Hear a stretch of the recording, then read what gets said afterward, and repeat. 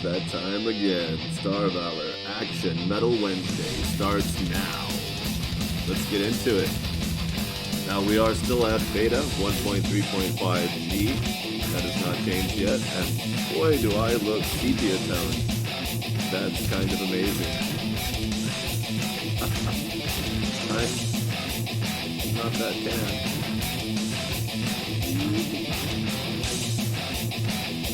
That's a little better.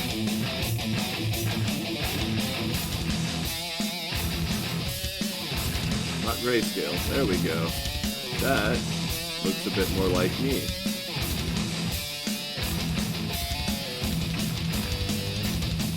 Maybe if my light was a bit more naturally toned.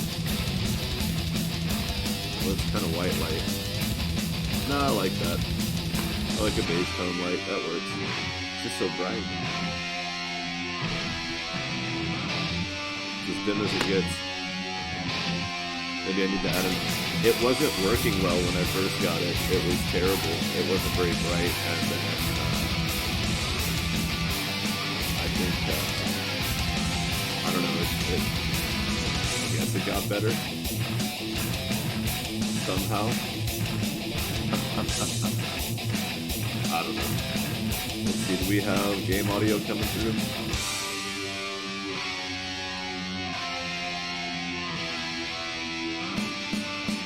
I don't hear it. Let's make a loud explosion. I don't hear jack.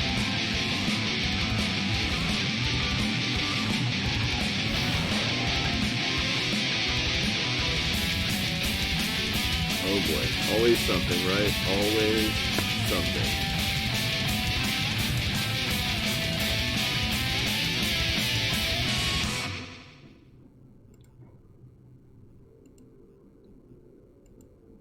Like forgetting to turn down the music in general, which is probably why I can't hear the game audio, because... Hey, there it is. Word up.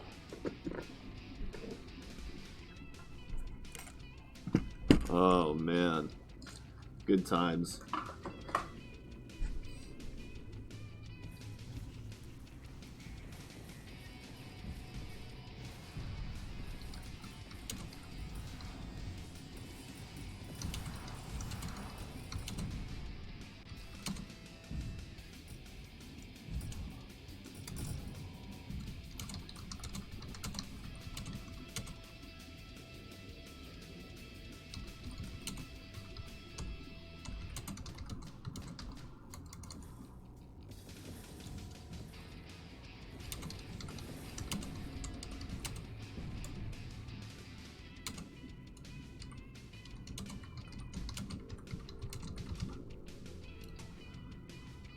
All right, let's do us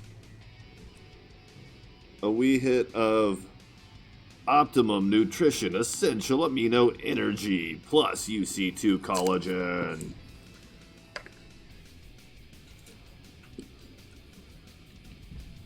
Does it still count as pre-workout if it's like a small workout before I go to bed in, 6 hours?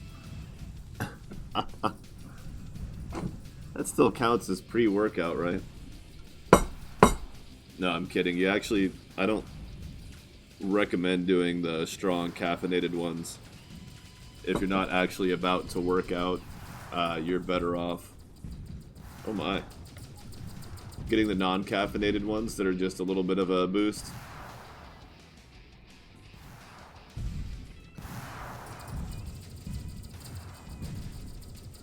They don't have a battleship. Oh, level 24. Maybe that's why.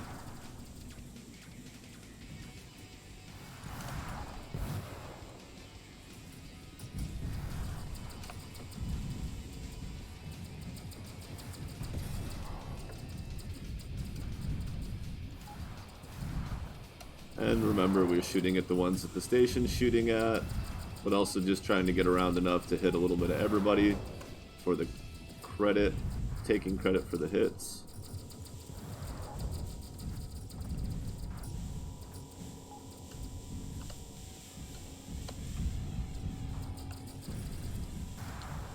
Nope, didn't get any for that. Definitely have to make sure we get some on this guy.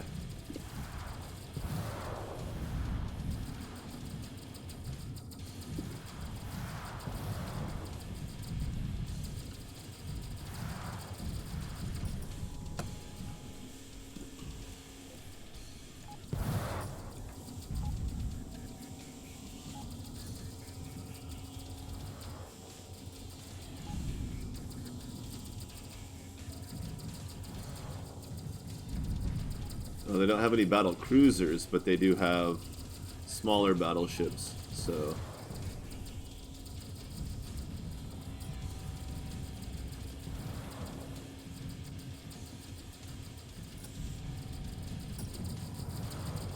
Just gotta make sure none of those hit us.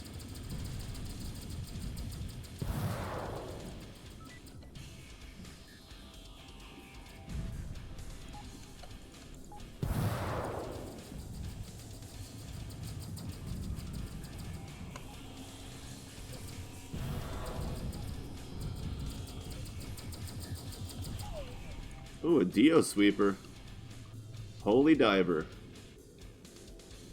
You've been down too long in the Midnight Nebula. Oh my.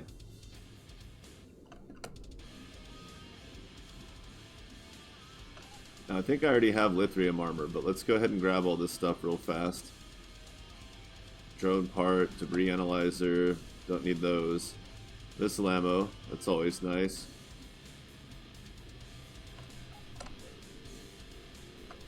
Okay. Now I'm not permanently set up for warping. I'm not using a battery for anything else. I believe oh. Yeah, where did that come from? That's super hot.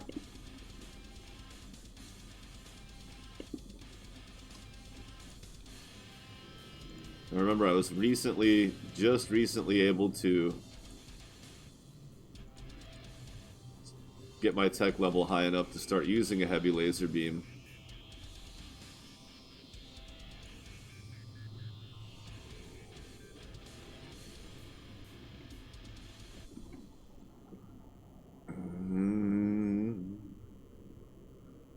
La-da-da.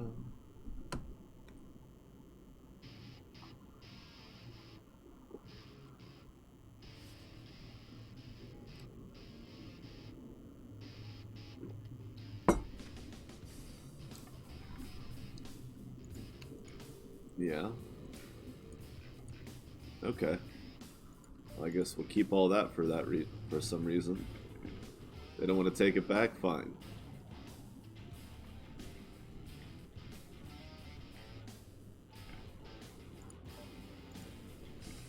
Got a spotlight.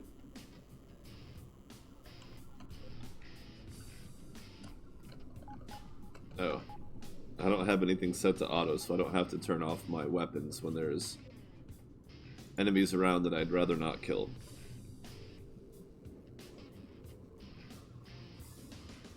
I can just not kill them.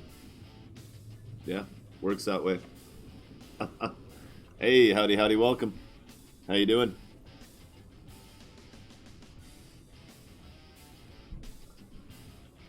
Mogul Mail, what you got going on today?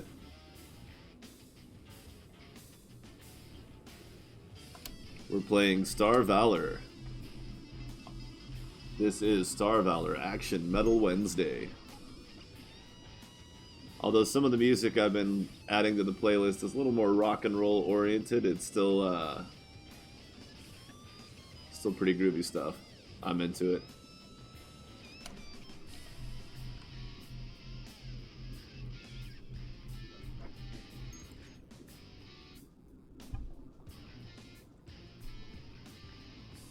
Ecstatica, welcome.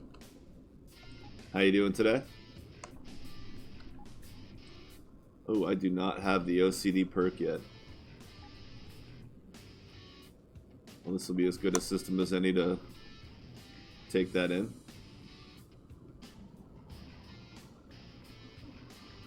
Ecstatica, what you got going on? Anything special today? Let's slide me over so you can see the Data log. Clearly.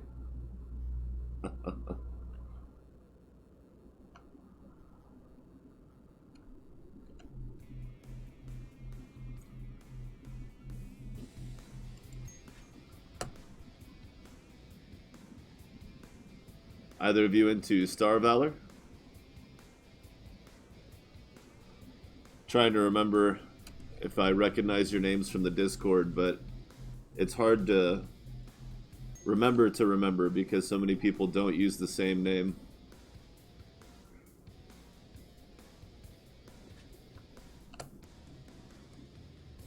Oh, looks like we got a recent follow from Beef a Lot. I just want a beef. I don't want any beef with them. Unless it's Kobe. Some Kobe beef. Yeah.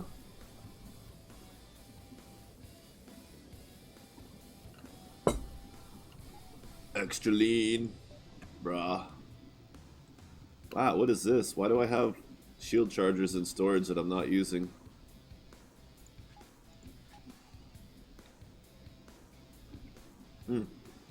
That's sloppy. Let's see. Wow, boy, do we need some reactor upgrades going here.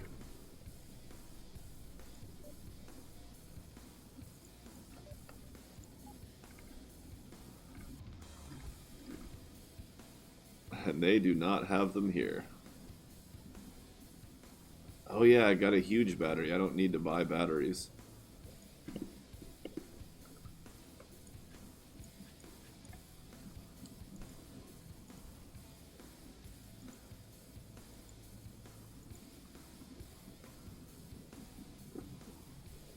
Yeah, eventually I am gonna set this bastard up with plasma torpedoes because that's just such a tight grouping right there. Will absolutely cascade the crap out of people. We've got 10 up here, which leaves us 8. Just not much. Huh.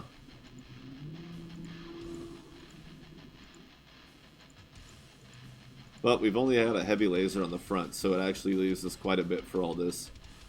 2 per.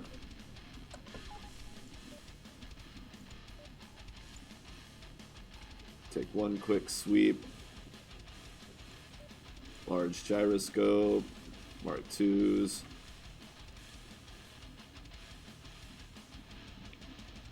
No, no, no, no, no, no, no, no, no, no.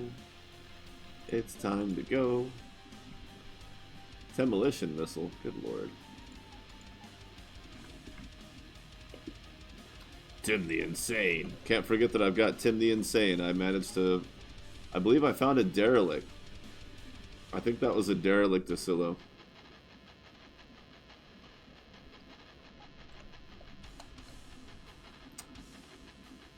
Well...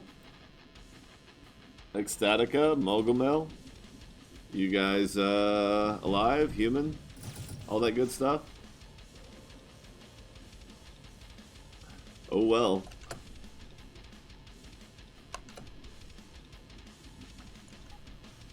Ali. Gunner. Critical chance.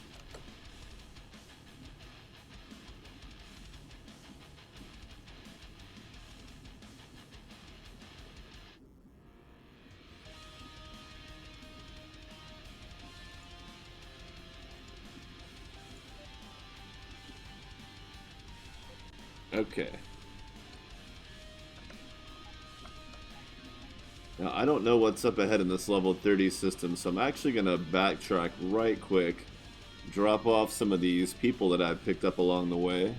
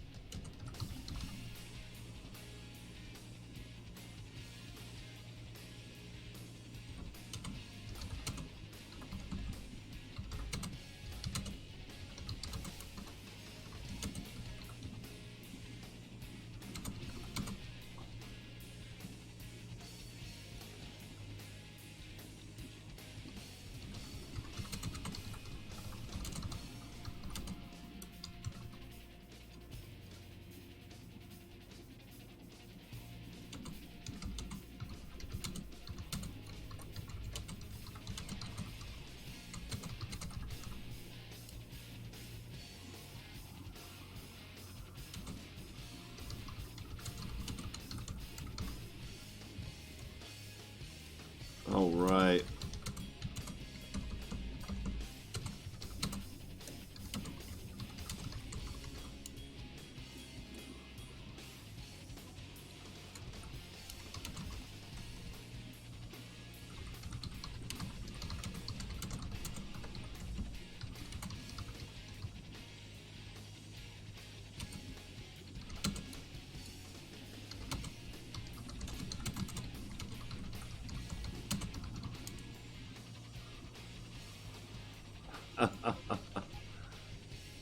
Did I already do it? Yeah, I already did it. Quincy. Peter Quincy Taggart. Notice I didn't do the echo.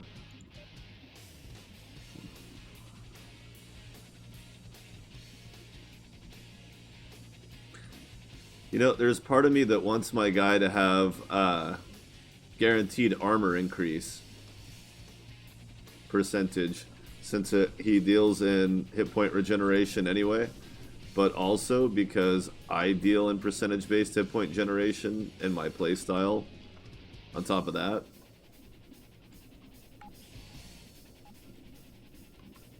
Ha!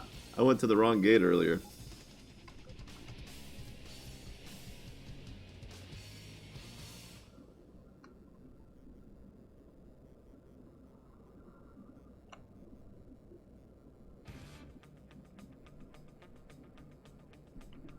Herman, look at you. What are you doing today? Nice. Rock and roll. Whoops. I look away for 2 seconds. Okay, it was 5. Okay, it was 10.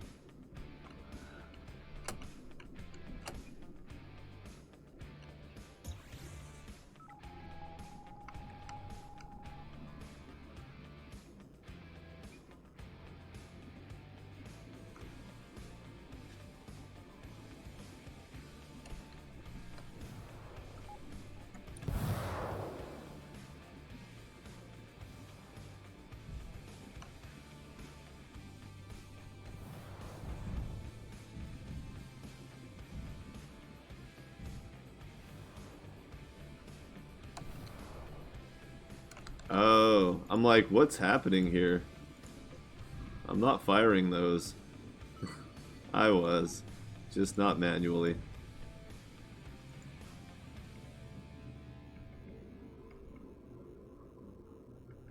Nothing super amazing here. Well, there's that, but...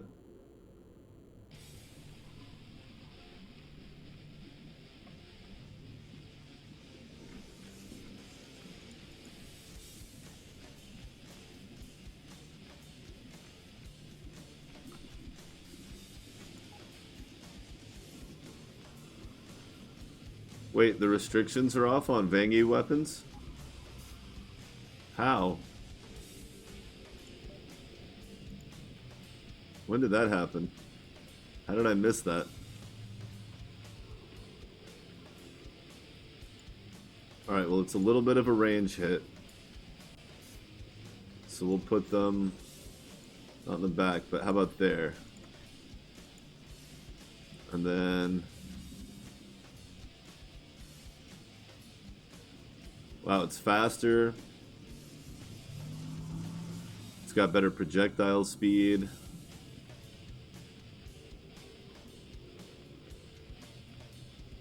The DPS isn't better, but... Oh wait. Yeah, it is. Can't compare it to those. Better DPS. Same explosion radius. The only difference is the range is slightly shorter. No. No, it's the same. Base is 420. We'll just have to compare them here because that's the only way to do it. Same range, better projectile speed, faster firing rate, more damage. So that's what I need to be collecting.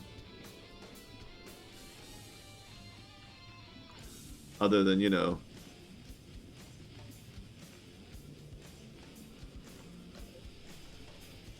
Oh no, I'm honored with them, no wonder. I didn't want to be honored with anyone. Oh well. That's what I get for taking out a whole fleet. Well, missile boat's just kind of what I'm doing for now. I'm not sure if I'll stick with it. But my primary objective is to build a fleet of terrors. So there'll be probably a lot of plasma cannons. Eventually. But I want to get a crew trained up before I start depending on them too much.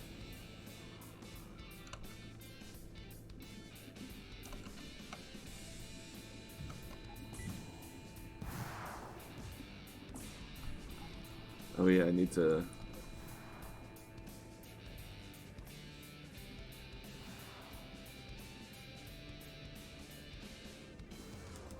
I want to see what it's like dragging a fleet of these things through an enemy fleet and just watching them get cut down. It's kind of my primary focus. But I'm definitely going to pick up any Vangy weapons I come across while I have them as friends.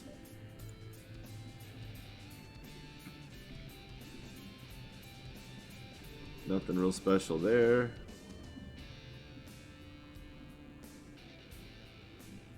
Okay. Still no OCD, huh? Interesting.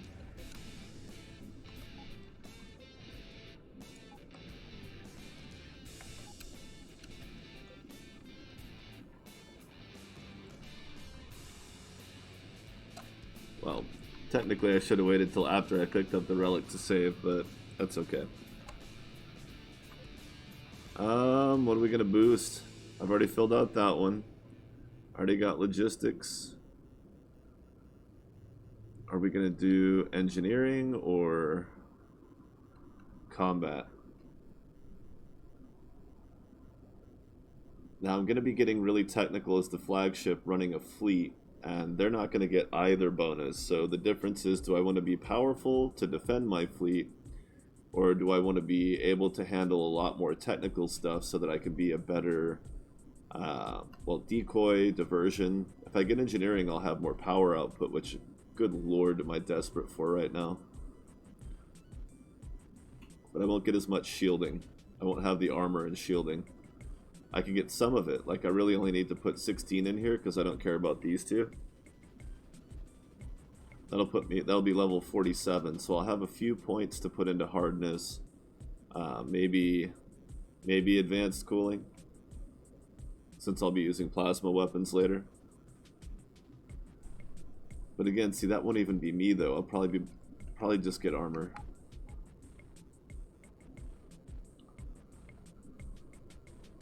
But I need to get to the killing part too. Civvies. Yikes.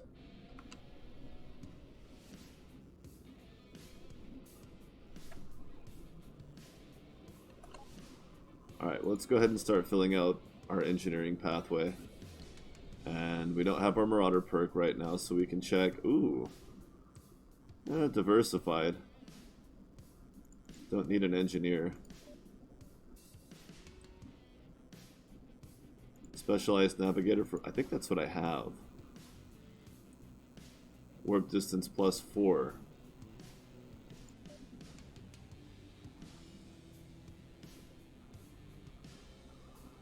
%. Let's take him along, see what happens. Specialized for strafe speed? Probably not.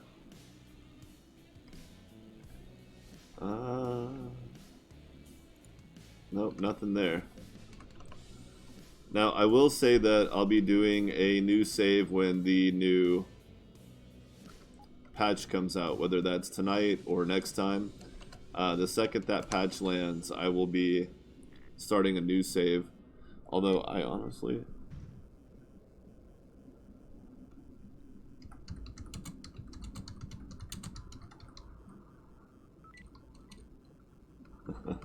Sober? Well...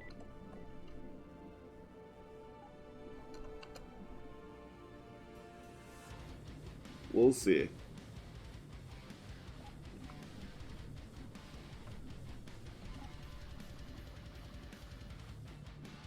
Why does that feel like the same?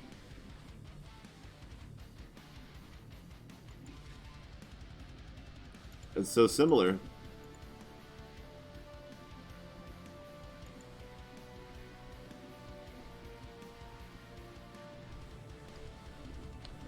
Nope, nothing there. Can't imagine they'd have a ship I want. Oh yeah, somebody on Steam was asking about the Juggernaut earlier.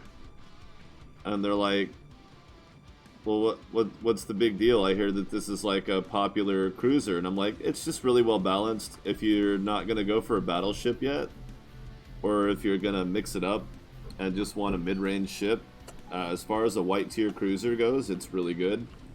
And it's got better attack capability than the miners or traders.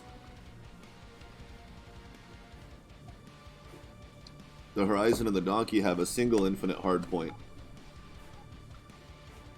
The Juggernaut's got 3, so even though it doesn't have as much equipment space and very similar weapon capacity, it can actually be a lot more deadly in a full frontal assault, while still having good cargo space.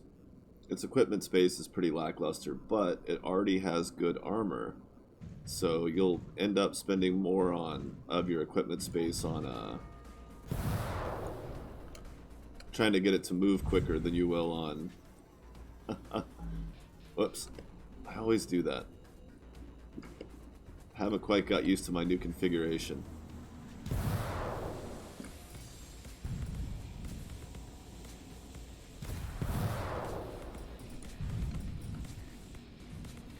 Ah, I don't have a flux. Oh, cool. He couldn't finish the job. Awesome. I probably shouldn't have stopped just now.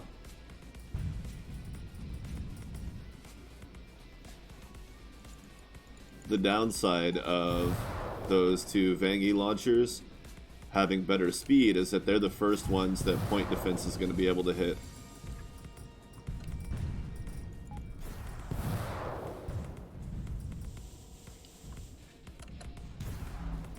Damn it, I did it again.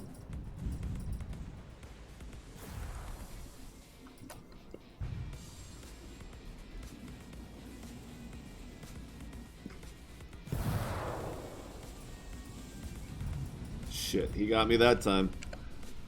I screwed that up really bad. Because I keep doing it wrong. So let's not do it wrong. Let's get that set to what I normally keep it on and set... Where is it? You. You will be my mouse wheel button. Alright, so my front thumb button fires the super weapon again. Just the way I like it.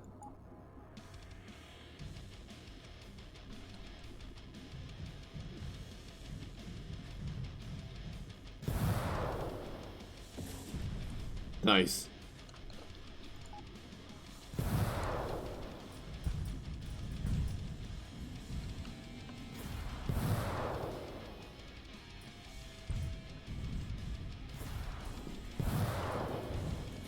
Oh crap, I keep doing that. I have to wait for him to fire. I have to wait for him to fire his super weapon so that I'll have a flux left. I can't fire my super weapon until they fire theirs, because I need that extra flux to defend myself.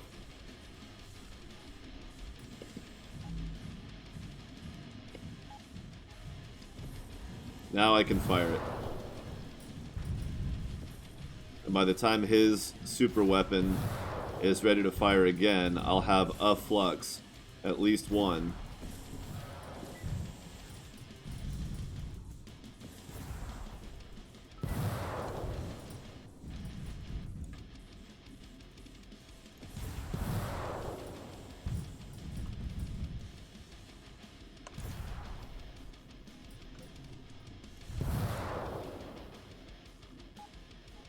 Alright, their spinal mount's ready. Unless they had extra cooldown on theirs. Extra charging and cooldown time. Now I can return fire, even though I am fluxless.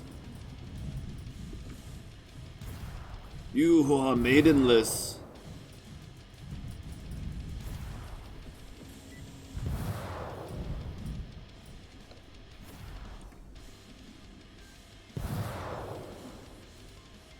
I'm just gonna ram him. Like that. Neutron warp drive. That's what I want right there, is that gyroscope.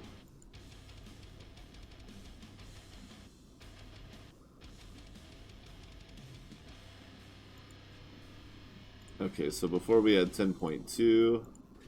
Now we've got 10.9. 10.1. So that opens up a free space.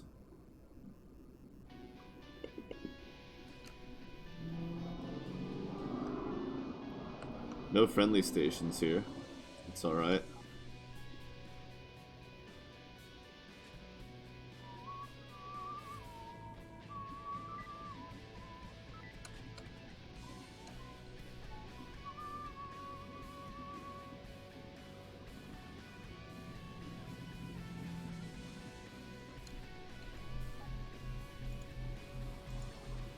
Heavy laser beam. Look at that. Upgrade. Twice as much damage now.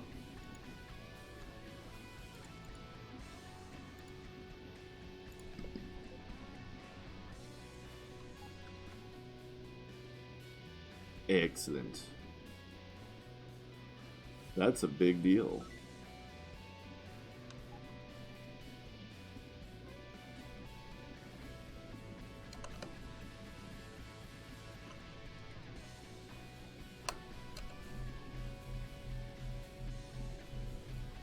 Me and my battle against inertial controllers.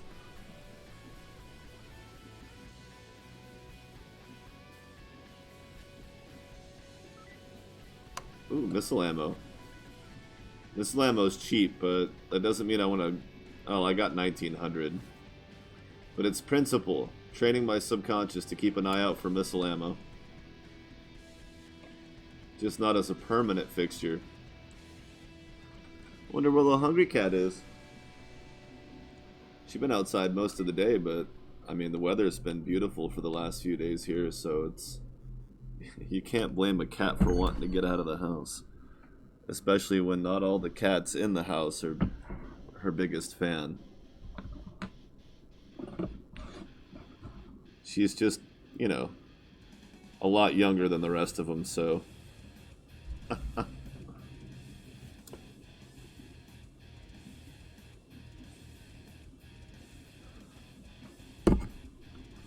Her energy levels and desire to play games do not match the other cats, although one of the other cats is just kind of aggressive anyway, but never really goes too far, and she can take the hint when she's getting her ass kicked. So like, I don't know if they both draw the line of where it's a game and where it's an actual battle for, you know, dominance and hierarchy, or if there's even really much of a difference to a cat at all. But they definitely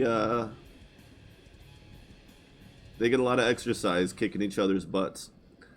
The other two don't enjoy it that much. They're not that into it, to put it politely.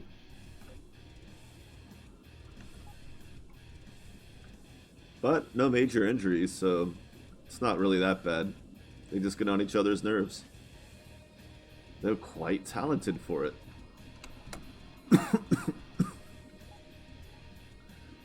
Oh man.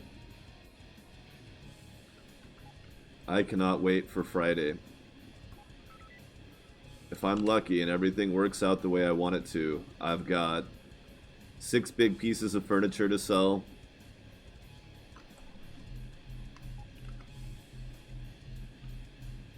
If I can get it to move. Some of it's going to take a little bit of work over the weekend to clean up, fix up, sand, and work on and all that good stuff. I might even be doing a little bit of metal crafting, even though I don't really have any tools for it, but I have this... It's basically an entertainment center, but it's these 2 massive display cabinets, and they have holes drilled in them for putting in pegs or screws to hold up you know, shelves for like putting TV on in between them and stuff like that. But they're like each side of it, each piece is like 200 pounds, and I don't have any of the boards, any of the shelving for in between them. It didn't have them with it. It was just a crazy good deal on the two pieces, so I took it because, you know, they could be matching display cabinets for anything. But they have all these pull-out little old school VHS slash DVD racks in them that are slotted for holding movies vertically. And I'm like, man, that's not really going to be a selling point in today's market. So I might end up replacing them with something like hanging wine racks if I decide they can hold the weight, or if not, just I'll just replace them with boards, because they have each of the little racks that pulls out. It's basically just drawer slides, so it wouldn't be hard to just replace them with boards. So we'll see if that ends up being what happens, or if I go a different route. But kind of leaning on the wine racks if I can find something suitable. Alright, so let's ditch our scanner. One reactor. Well, we're gonna have to drop more than that, huh?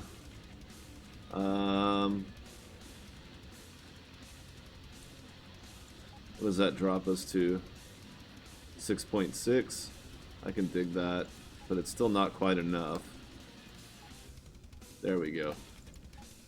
Now the DO sweeper, and I have double warp distance, so 18.4. I would need 2,200 energy. Oh my. Well, I almost have that. So we actually take that out.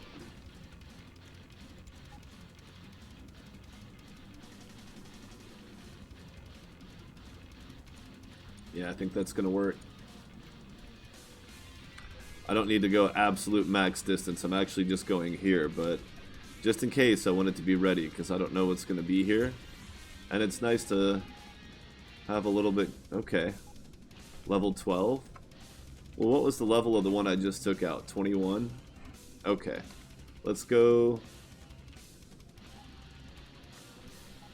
There's no control here. So rather than going around looking for a station that... Ooh, a V2. Cool. I don't have enough room for that. But it'll be there when we get back. And I will have enough room for it.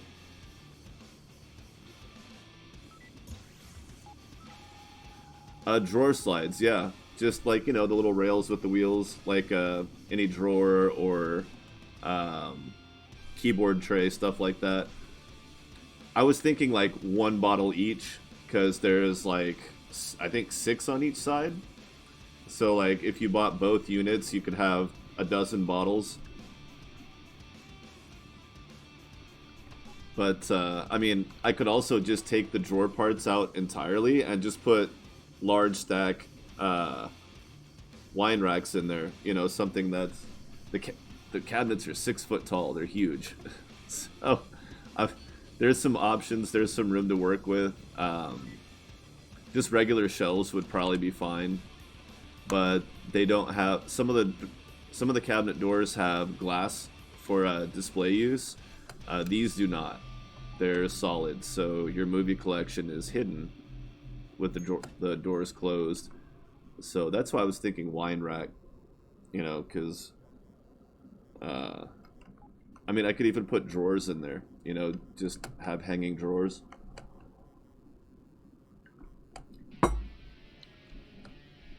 Let's see, I think, let me check real quick.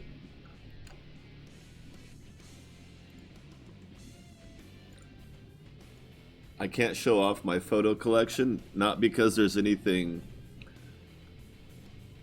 sexual in there, but it's just, I burned my hands really bad a while back and took some pictures. And I didn't really sort them, so they're kind of one of the first things that you'll see.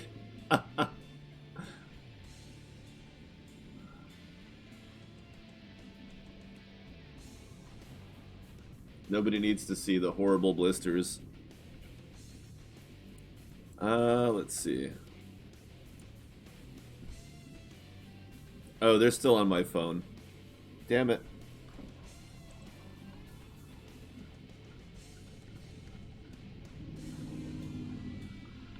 Did I not put them on the Discord either?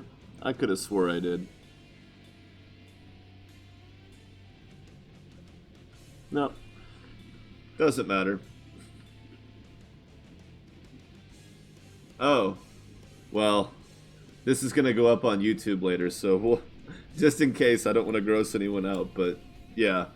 Um, Basically, it was third degree burns, just all over here and up on my arms. I was I was melting wax down in a pot on the stove to try to make a candle out of a bunch of leftover wax, and I turned my back for too long, and the pot got too hot, and the wax caught on fire. So when I was trying to get it outside, I stumbled and like actively burning wax just splashed all over me. Like I was on fire doing this, trying to put it out, and I was starting to kind of worry that it wasn't going to work because it kept not going out. There was a very real moment of panic. But yeah, I ended up with second degree burns, but no third degree. There was no muscle damage. I got lucky. I didn't need any plastic surgery. I mean, my skin definitely has the pink and white hues to it.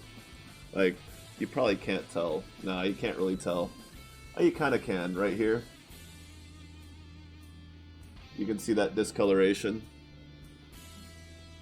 That was hot wax. Flaming wax. I was on fire. It was... I laugh now because it's silly, but it was not funny at the time. Not to mention the risk to the house itself.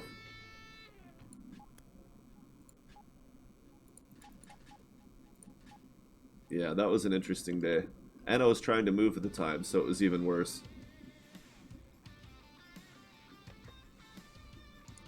It was very unpleasant. I'm the kind of person that like when I flipped over my bike handlebars a couple years ago and broke my collarbone because my entire body weight landed on a shoulder, like upside down, pretty much entirely upside down. It clean fractured my collarbone.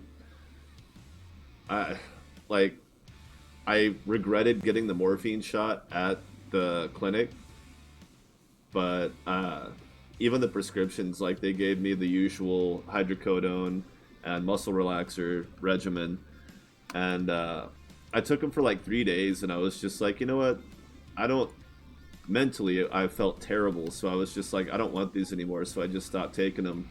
So when I burned my hands and I went to the doctor, the clinic again, the emergency clinic, they wrapped it with gauze pads, plastic sheet gauze pads, drenched in saline, and just wrapped it around it. And once that happened, they're like, well, yeah, now we have to, cut away all the blisters and then, look at it and stuff. And I was like, cool. And they're like, we're going to give you a shot of this. And I was like, no, thanks. And they're like, you're going to want it this time. And they were not wrong. That time I did not regret getting it because I sat there and just actively watched them cutting it all away. And, there's a lot more than cutting away. They call it scraping it's a very accurate term for what they have to do, which you probably know, Ecstatica. You probably understand exactly what I'm talking about, but most people, when they say, scraping blisters, you get this nightmarish image of cheese graters on burned flesh, and I can only imagine that's probably about what it feels like if you don't get the shot, just based on how much I was still able to feel of the sensation of what they were doing, and then like checking my sensation levels on the rest of my body and pretty much being completely numb. But then they're doing the procedure of cleaning up the burns, and I can definitely feel it, and it didn't hurt because it was, good. It wasn't morphine, but it was like, basically the same thing as getting a morphine shot. And yeah, I definitely felt that. It was definitely an interesting sensation to be numb to, and I would not want to experience that without something to dull the pain. I was very curious just how intense it would be, and there was, you get that morbid curiosity of, you're just like, I wonder how bad that really would have been. But I, basically, I was just like, as much as I'd like to just grit out the pain to not get another morphine shot, I feel like it was just going to be a huge pain in the ass to the doctors working on me if I didn't get it. It was going to make their job more difficult, and they've got other people to tend to. And so it just kind of, at that point, it just kind of felt selfish and stupid not to get it. I'd prefer to have as few opiates in my system ever as possible. I'm not a fan of them. But when I do something stupid like set myself on fire, and then I have to ask other people for help, and it comes down to whether or not it makes their lives easier, their job easier, and allows them to get to other patients who probably need more immediate attention than I do. Like I'm pretty. I have really, really, really heavy iron blood, so I'm pretty resistant to blood infection, like with open wounds and stuff. Look at that, another ship. I don't want to zeep, but in all reality, they could have easily just like gotten on to somebody with bigger problems than me, and if I had opted to not get the morphine shot or whatever it was, I can't remember the particular drug, then if I had opted out of it, it could have just drug it out and made it worse, and it wouldn't have been fair to the doctors or other patients. And I'm just like, fine, hit me. I hate that stuff though. I can't stand opiates. I don't like the way they make me feel. I don't like the psychological long-term effects that I get from it. I feel shitty for days. Days. And when I say feel shitty, I don't mean like strung out or headaches. I mean like it just makes me a cranky asshole. And again, not fair to the people around me. So I took the morphine shot the day of, but the painkillers I basically just got rid of. I didn't fill my hydrocodone prescription. But yeah, and then I had to go home and finish moving in the course of about 3 days. I had one person helping me, but they had a newborn, so they didn't have a whole lot of free time. And I was just lucky that their family was able to help with the childcare duties enough that they were able to come help me move. But boy, what an experience changing those bandages every day. I think I finally stopped wearing the bandages after about, was it 2 or 3 weeks? I'd have to check the age on the pictures. I'm curious now how long but I was changing the gauze every day, and the way it heals into it is just, it's fascinating until you actually have to take the bandages off, and then you're like, good God, the pain just kept coming back. And again, with me not wanting to take painkillers after the fact. The nice thing was I had about a 2 millimeter thick writer's callus on my index finger here from just, I always used to write really heavy and it just never went away, and then it got almost completely burned off. So I have an almost normal finger now. The right index finger is the only part that looks more normal now because the burn scars left on it are not as deformed looking as the writer's callus. Let's see, so the first pictures that I took were at the hospital, still with the blisters on. Still very much blistered, so let's see, let's look at properties, created,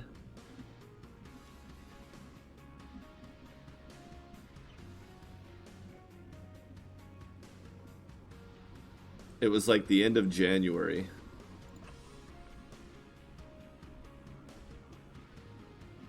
And I think the last pictures, yeah, it was about 2.5 weeks before I stopped wrapping my hands, and I would just wear just the ace bandage just to keep it covered, to keep the skin covered, but they had pretty much completely healed over. I wore them for a little bit for the extra protection.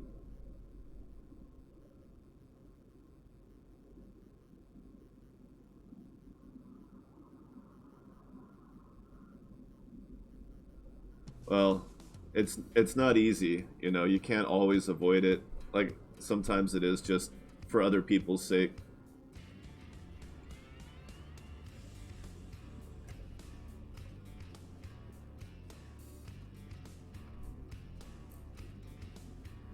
I actually just used Neosporin.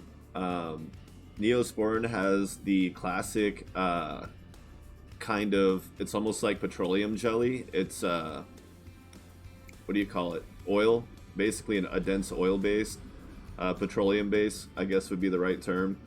Their classic clear formula, but I went for their newer formula, which is a white kind of thinner cream.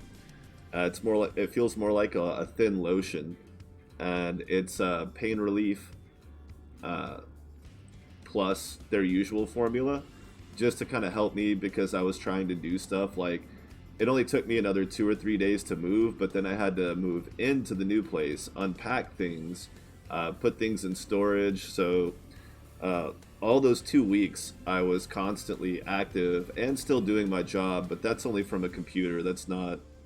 I work from home on a computer, so that wasn't anything difficult. I I took 2 days off when I fractured my shoulder. You know, that took several weeks to heal. So the job part wasn't too hard, but moving things, but basically just Neosporin. Um, and it helped a lot. It was very soothing, but I was only doing it once a day. It probably would have been a lot better if I'd done it twice a day, but I didn't want to keep changing the bandages because it was pulling at the scabs and the skin. So it was like 2 steps forward, 1 step back every time I changed the bandages. But they did eventually heal after 2 or 3 weeks pretty well, honestly. Other than the discoloration, there's really not a lot of skin deformity. Like some of them kind of have that little bit of a, uh, like, like little bit of a ridge around it. But as far as my hands and my fingers go, they healed very smoothly. It's just discoloration. But yeah, just Neosporin, and then I would wash them uh, very carefully with water after I took the bandages off, and then pat them dry, and then apply. And they didn't bother telling me how close to a third-degree burn I was, how close I was to actual muscle damage. But like the skin around my hands and my fingers was at least a millimeter thick almost everywhere. So I'm gonna go on out on a limb and say that it was very close to third-degree burns. But I'm not a professional. I don't know exactly how much longer it would have taken before I ended up with third-degree burns, but I was definitely close to it, just based on what limited knowledge I have. Um, thank God for the heavy blood, so that I have, you know, strong, strong healing. I heal quickly and resist infection, which is probably the only reason that it heals faster. But yeah, thank God for that.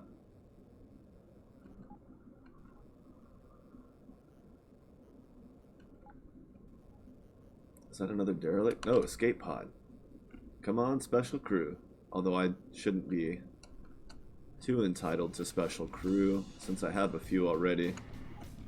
I've got Tim the Insane, Miles, and I started with myself, and I've got Ziggy.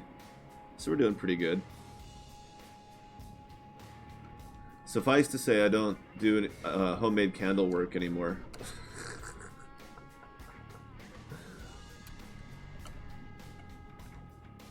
Where's the... Ah, there we go.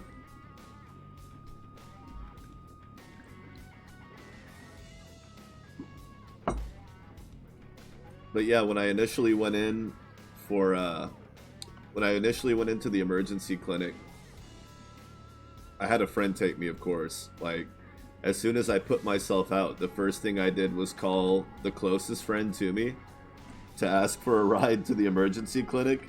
And of course, I don't know if they had anything going on or not, but they certainly weren't going to tell me if they did. They just came over immediately. Lucky for me. They live about 5 minutes away. So that was nice. And I went in and yeah, they took, you know, they have the plastic sheet with gauze on one side. It's non-adhesive. It's just, you know, sheets like, basically like puppy pads, what, you know, a lighter version of what you would put down for potty training a dog. But yeah, they were just pouring saline on it and then wrapping my arms in it, and I was just like I felt like I was getting high off of that, you know, just the euphoric effect of finally having some relief. It was the first sense of relief I had, other than knowing that I was going to get a ride to the doctor. There was a sense of relief there too, but physical relief, that was the first bit, and it was just absolute heaven. But yeah, just that and Neosporin, and I just ordered a crap ton of, like, they gave me a good care package for a few days, but they're like, you're gonna have to buy gauze and tape, and you'll probably need new ace bandages by the time it's done, and they were right. So I have a lot of leftover gauze and Neosporin and medical supplies. So if anything ever did happen again, and I didn't have access to a doctor quickly, I would at least be able to get that far. Make my own wraps, but hopefully that'll never be an issue.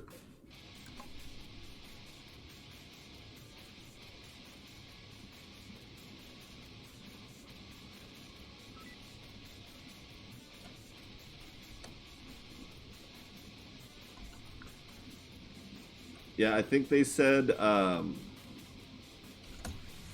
my burn coverage, it's splotchy, like, because it splashed and then it was wax that was still on fire. So like it was like I looked like I had leopard print for a while. My arm was pink leopard print. You can still see a lot of it, but it's just white scar tissue now. But they said it was like 10% coverage, but that technically if you were to actually measure the circumference of each burn, it would be a lot less. It's just the tissue in between was still considered burn damaged, even though it wasn't all second degree. But yeah, they called it give or take 10%, I think, was what they said. But technically it was a lot less than that.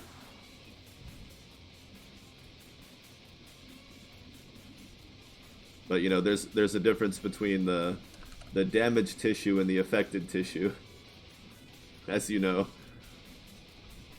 Oh, we got a Marauder warp in. Hello. Hey, Tim, you getting bored in there?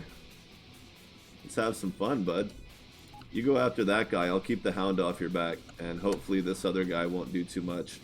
Oh, whoops. Okay. Okay, you finish off the hound. I'll take care of this guy. No, don't repair me. Get my buddy. Okay, Tim's fine. An interesting experience all around. But yeah, I took pictures every day. Every time I would change the bandages, and then I would wash them with the mildest amount of soap, just the tiniest bit of soap, because you don't want it to dry out, right? So, you know, antibacterial soap, but very, very thin solution. And then I took pictures of them for the doctor follow-ups and the plastic surgeons, so they could kind of see how it's healing. And again, thank God I didn't need any plastic surgery.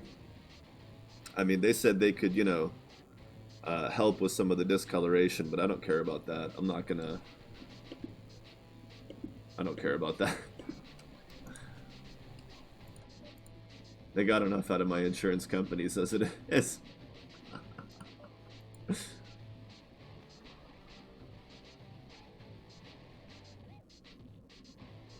Energy generation. Ah, if only.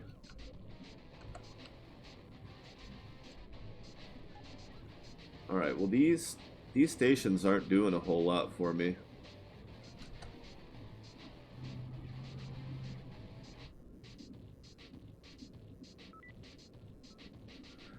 Exactly, and that's, I mean, the doctor basically said the same thing. He's just like, it's, if you don't mind the aesthetics of it, if you don't mind the visual cosmetics of it, then you're better off not doing it, because it could cause other problems. Exactly right.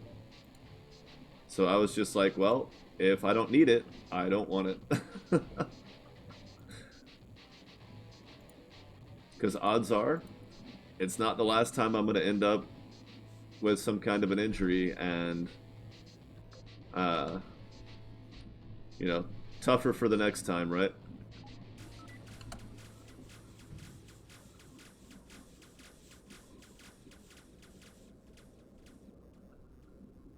But yeah, I'm glad it's there. I've seen some people who have benefited greatly. It's definitely improved their, and it's hard, like with people who have severe burns or other deformities. It's really tough because, like, no matter what you do, we don't have the technology to make people 100% of what they would have been otherwise. So it's like, you know, there's only so much you can do, but the way I've always looked at it is the closer you can get to that, the less people notice it and the less noticeable it is. And so you'll think about it less yourself and be less self-conscious of it less often. So every little bit helps.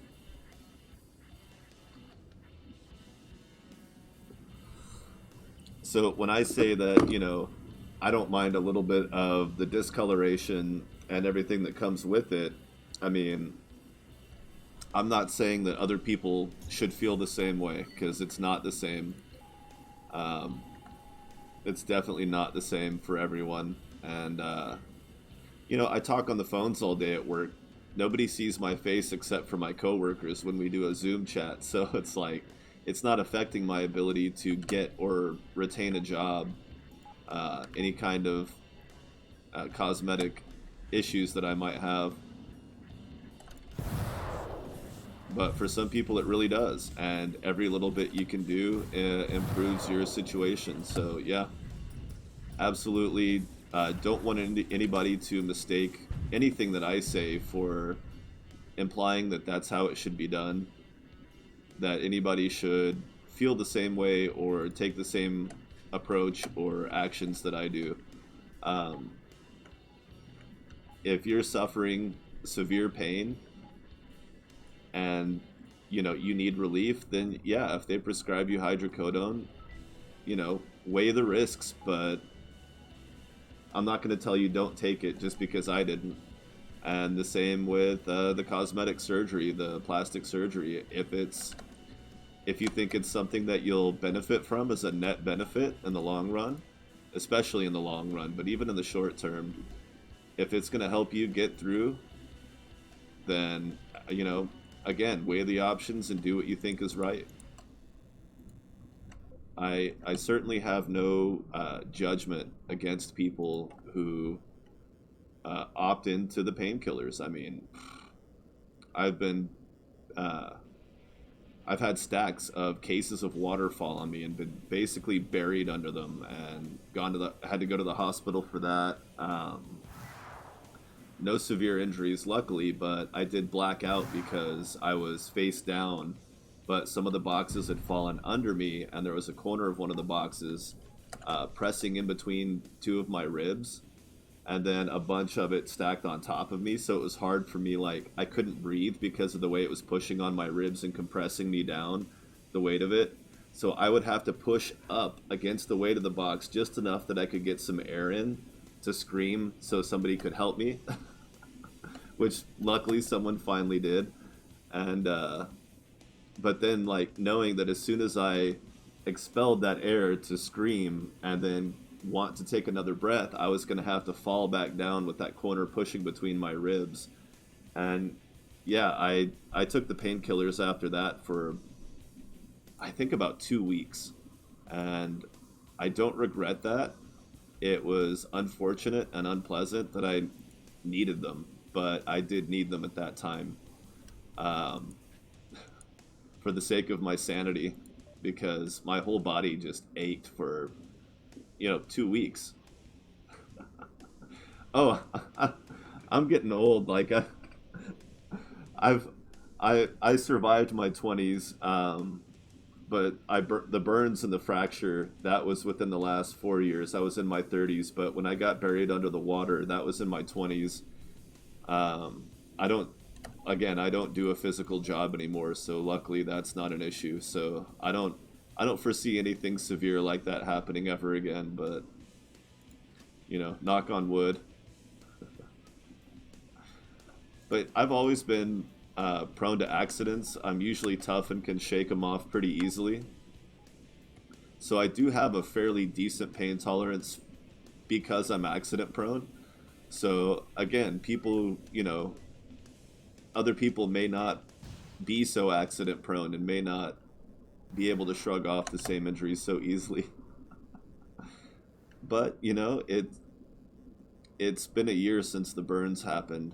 Um, so whatever's visible of those still is going to be permanently visible. But I haven't had any major or even really any minor injuries since then. The worst thing I did was throw out my back doing yard work, but that's because of I was doing it wrong, not because of being horribly out of shape. Although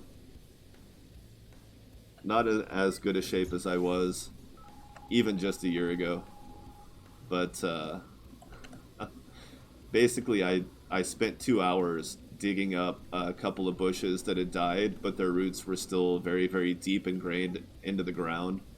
And so I had a hatchet, I had a shovel, I had a machete, and I spent 2 hours, but I was leaning over rather than crouching down because crouching was taking too long. I was constantly having to reposition, and I wasn't getting as good of a swipes at all the roots and stuff.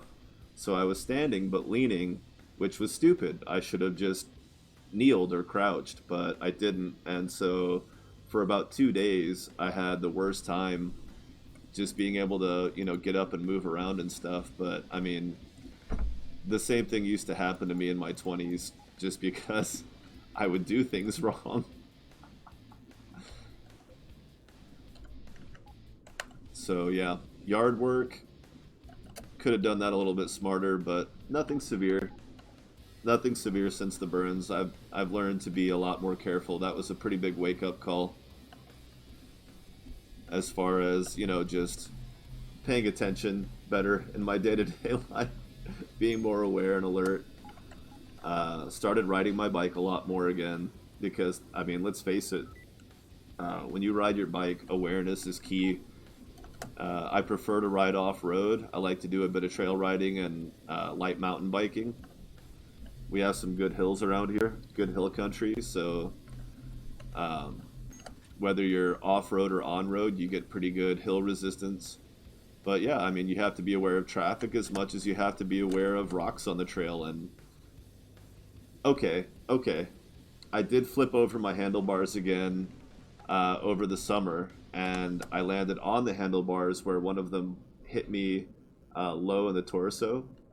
Uh, I guess it was around the liver, but it was in the front, and that hurt for a few days. But I was riding my bike pretty quick after that, so I just the important thing for me is to if I'm gonna get hurt, it's to make sure that it's not something that's going to affect other people, either by you know like not burning the house down, for instance, but also just not inconveniencing people that are in my life that would have to help me. When nice, we got OCD finally, so our turning speed is up to 12 now. I don't know, is that my max? We'll see. But like when I flew over my handlebars. The thought in my head as I was bouncing off the handlebar, pushing into my stomach, you know, my body weight, the handlebars are vertical, leaning on the ground. Because I went up and the bike tumbled under me really fast, and so it was just like, it was stationary, and I landed on it like nice and low, like just up and to the left of the hip bone. And it kind of knocked the wind out of me, and it also deflated my front tire. And then I'm on these trails about, it's like a 10-minute bike ride going about 5-6 miles an hour. It was about a 5-10 minute bike ride to get back to the road itself. And all I could think as I was getting up was, I hope I can ride out of here before the rain starts pouring down and I can't get out and I need help, because I'd have to call somebody to help me. And it would have to be somebody with a truck or something that I could throw my bike into, because it'd be muddy. I wouldn't want to put it in somebody's car as I'm limping. And this is what I'm thinking about as I'm rushing to try to reinflate my bike tire, hoping that the hole is, that it's not a hole, that's too big that I can't reinflate it, because I have spare tubes that I carry on the trails, of course, but you know, if I have to change the tube and then reinflate a tube from zero, it's going to take a lot longer. And the skies were black at this point, like it was starting to get kind of dark, like it was nighttime, even though it was 4 o'clock in the afternoon. So there's like this panic moment of, crap, am I going to have to call somebody for help again? Because like, I was lucky when I broke my collarbone that I was riding with a friend, and he was able to ride back to the house, get his car, come and pick me up. The bike fit in the back. It wasn't, we were riding on the street at that point, so the bike wasn't dirty.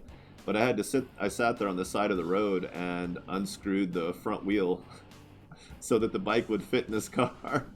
And I'm just like basically laying on the sidewalk, disassembling my bike with one hand. People are driving by looking at me like I'm out of my mind because they can't tell I'm injured. So they just see me like pulling my bike wheel off on the sidewalk. Like, what a weird place to take your bike apart. What the hell are you doing? It must have looked kind of bizarre, especially because I was going so slow, because it was my right collarbone and I'm right hand dominant, so my left hand not particularly good at things. It must have just looked absolutely ridiculous. And then he shows up and he's like, you took your wheel off? Like, why didn't you just wait? Like, it wouldn't have taken that long. And I'm just like, I can't just sit here and be useless. I had to do something to take my mind off the pain, or I would just be sitting here basically hurting for no reason. And so when I flipped over the handlebars on the trails, I was just like, great, now somebody's got to come drag my ass off the trail. Which would have taken a lot longer than the 5-10 minutes it would have taken to ride my bike out there, because they'd have to walk back, carry the bike. So luckily the bike was in good enough shape and I was in good enough shape that I was able to ride it back. And then it didn't start raining until I'd gotten off the trail, so I didn't have to worry about trying to ride uphill in the mud, which was like every road access. Like, I was downhill from any road, so it would have been a terrible, terrible nightmare trying to get back up the muddy hills, dragging my bike, having had the wind knocked out of me. And the whole time I'm thinking, this would be such a terrible inconvenience if I needed someone to come rescue me, so I'm going to try really hard not to do that, to make sure that nobody has to come get my stupid ass off the trail. That was a hell of a day. Oh man. And of course, the friend of mine that I was riding with, he's the guy that helped me when I had to move with the burns. So that was like, that would have been like the second or third time he would have had to have rescued me for something silly like that. But I called him immediately after and told him what happened. I was like, I almost needed you to come save me again. And he's like, oh my god, what happened? The best part about that was not just that I wasn't severely injured, but the bike wasn't damaged that time either. So lucky me, I didn't have to worry about either one of those. But yeah, I'm gonna end up getting back on my bike now that the weather's nice again, and getting out there and riding on the trails again, and probably doing a lot of solo rides. But I might even start taking a GoPro with me. I have a cheap knockoff GoPro, and it has some bike mount stuff, so I might. Yeah. Like, I don't. Like, some people, when they get severely hurt, like, even without the medication, there's a bit of depression because they feel. It makes them feel dumb. You know, like, you just feel like an idiot. Like, especially when the reason that you got injured was kind of idiotic, as is often the case with me. You know, just general negligence, or, you know, a situation that shouldn't have happened. Like, I wasn't watching where I was going on the trail, so I hit a rock and flipped over it. When I broke my collarbone, it was because some idiot stepped out on the sidewalk and I didn't react well to avoid. Like, I could have just trucked into him and I probably would have been fine. I probably would have landed on him, but they would have been severely injured. But my reaction was to avoid them, so I ran into a sign on next to the sidewalk, a signpost, and flipped over.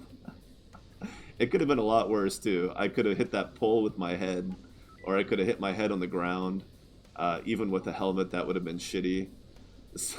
Could have been worse, but I still felt kind of stupid for it. And I think that's appropriate, but I don't really beat myself up about it. I just think, man, that was dumb. I should have done better. Could have done better.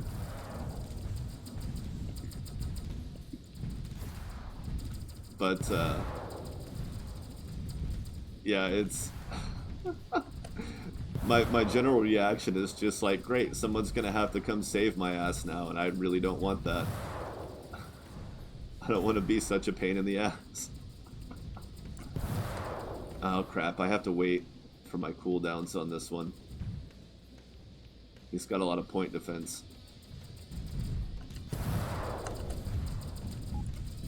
Damn. I have to use my ship to block the point defense, but then I'm gonna get destroyed.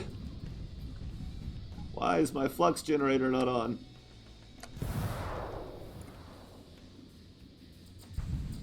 Oh, some of that managed to hit. Yikes. See, juggernauts are great. They're not bad ships at all.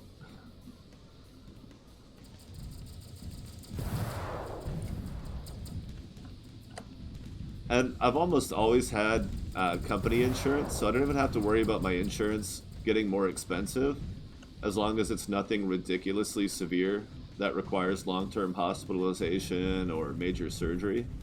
Then I don't have to worry about my insurance going up, which is just ridiculously fortunate, because I know what it's like to not have that. It can be kind of scary, especially if you get hurt even minorly and you're just like, I don't have good insurance right now, or any insurance. This could go south really bad.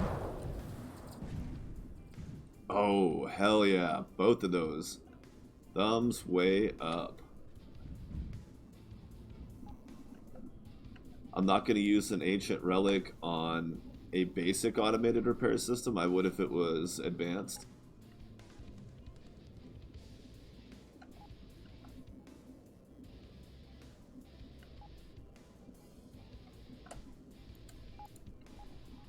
Is that a hideout, or did he just spawn? Just some rando, I guess.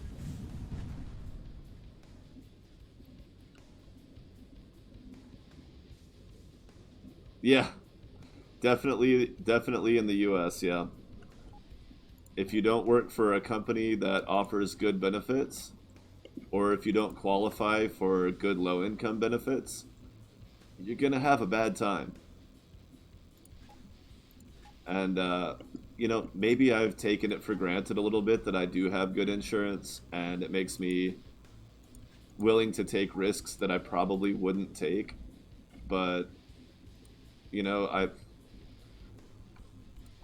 the jobs I do are not jobs that everyone can do, whether by just general ability or the mental endurance of being able to do rapid fire calls for customer service.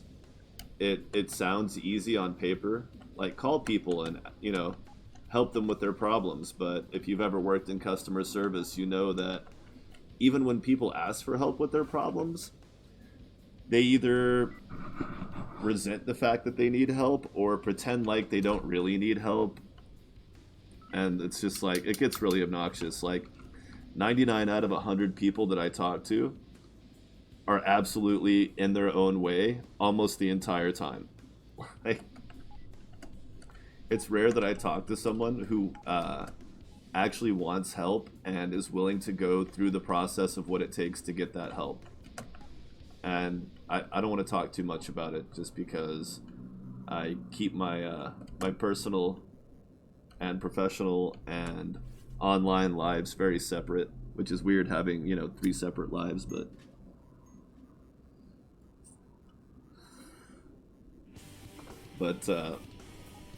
suffice to say that, when people fill out a form online, there's like a 50-50 chance that they even read the form that they're filling out, and they're putting a lot of personal information into it.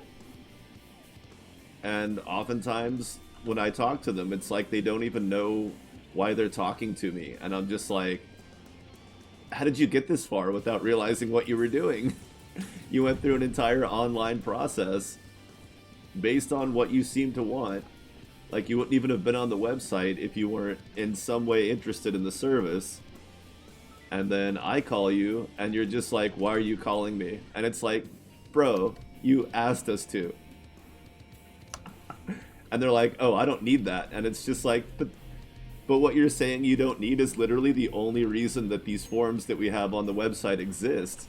Like, if you're saying you don't need it, then they treat me like I'm the asshole and I'm the idiot and I'm the one wasting their time.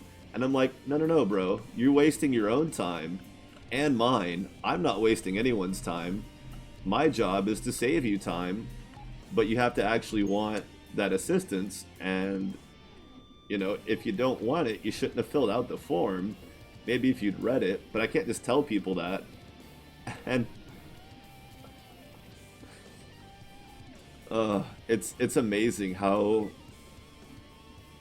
much people are in their own way. When people used to talk about, like, 90% of the problems people face are self-inflicted. Not necessarily 90% of the severity of your troubles, but 90% of the things that are in your way could be removed from your way with less effort than the burden that they're placing on you. Like, and I've spent 5-10 minutes on the phone with people, and they still, like, we get to the end of the call where I'm about to transfer them to the person who's going to take care of them, who's going to solve the problem they have completely. My process is to basically figure out exactly what they need and where they are and find somebody in their area that can help them. And, like, I'll spend 5-10 minutes on the phone with people, and then we'll get to the end of it, and they're like, oh, I don't really need that. And I'm just like, what do you mean? Like, I just asked you a whole series of questions that basically says, yeah, this is what you need. And they're like, no, I don't want that. And then again, treating me like I wasted their time. And I'm just like, there's no ambiguity here. I was very explicit about this process and what we offer. Like, what's the disconnect here? How did we get this far, and you still managed to not have a fucking clue of what we were doing here, of where this was going? Like, it's maddening. But then, they say the police statistics come around, and I don't know if this is true globally, but in the United States, they say 2 out of every 3 drivers is in some way, shape, or form impaired, whether it's because they insist on texting or talking on their phone while they drive, or they're distracted by something else, or they're intoxicated, medicated, or just, something. but 2 out of 3 drivers on the road are in some way, shape, or form considered legally impaired. And it's just like, oh, and that's just the people on the road. Like, if you just took a sample of the average person, it would probably be a lot higher percentage because, not everybody who's impaired to drive decides that they're going to anyway. So the percentage is probably a good bit higher there. And these people have internet access in their pocket with ads that, promise neat things and an easier path. And mine just happens to be legitimate, or I wouldn't do it. But it's just like, oh, they're probably on something. They're probably drunk or medicated or something and didn't, somehow we got this far and they just haven't. They spent 10 minutes with me asking very explicit, specific questions, and they're just like, they're giving me answers that make sense and would only be answers that they would give if they had actually considered the process of what I'm, trying to help them with. So it's not like it's coming out of left field and I'm selling them, a better microwave or something like, oh, I don't need a new microwave. No, it's not that. It's like they have a specific need or they wouldn't even have been on our website in the first place. And it's not like anything it's nothing that's an impulse buy. It's, it's like you either actually want this thing or not, If you're just casually browsing, then you would be casually browsing the website, not talking to me. You wouldn't have filled the form out. And they're just like, well, I just wanted some information. And it's like, cool, that's what I'm helping you with. And they're like, well, I don't want that. And I'm like, but that's how you get the information. You just said you want information about this product, or, you want help with these products. Like, give me like 5 minutes and I'll have somebody on the line who is a professional expert that will tell you, that will help you. And they're just like, nah, never mind. I'm just like, so you're not really shopping. You're not really into it. You never really wanted this in the first place. You just spent 5-10 minutes on the phone with me for absolutely no reason at all, even though I specifically asked if this is what you wanted to do right off the get-go. And I'm just like, yeah, they don't know what they want, and they sure as hell don't know what they need. But the problem is, they think they do. But most people, I don't know if it's self-awareness or just a choice to be on autopilot, or if it is the chemically induced, but it's this idea that their first interpretation of a situation has to be accurate, and when confronted with the cognitive dissonance that is inherent to being that way, yeah, once confronted by it and they finally do start thinking, then automatically the first thing they do is start scapegoating to make sure that they don't feel dumb themselves for making the mistake in the first place. So they immediately start trying to displace the blame. They immediately look for scapegoats. And, well, I'm right there on the phone with them, so it must be my fault because there's nobody else on the phone, nobody else in the room to blame it on. And they're just like, well, you're wasting my time. And I'm just like, technically it's the other way around. Sorry, I'm not a mirror. So you need to go find a mirror and then repeat those words, and then you will be accurate. You will be correct then. I can't tell people that.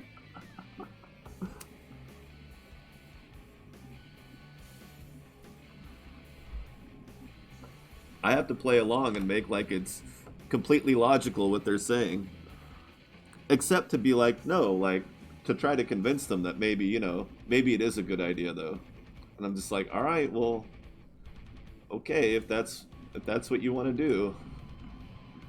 If you want to hang up on me and, take what would have been my 5-10 minute process, and now you have to do all that legwork yourself over and over and over again with each different company,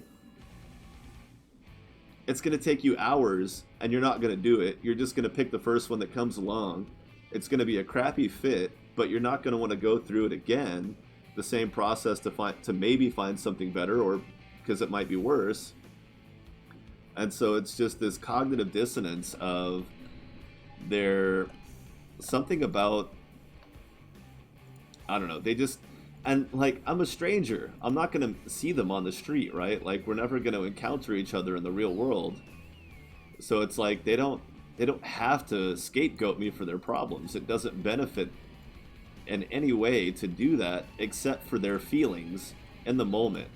I'm just like, you don't have to be embarrassed with me. I don't care. I'm not gonna find you and put a billboard in front of your house that tells everyone what an idiot you are. I have no interest in that. It does nothing for me. I'm not gonna get mad and start a campaign and dox you online because you wasted my time.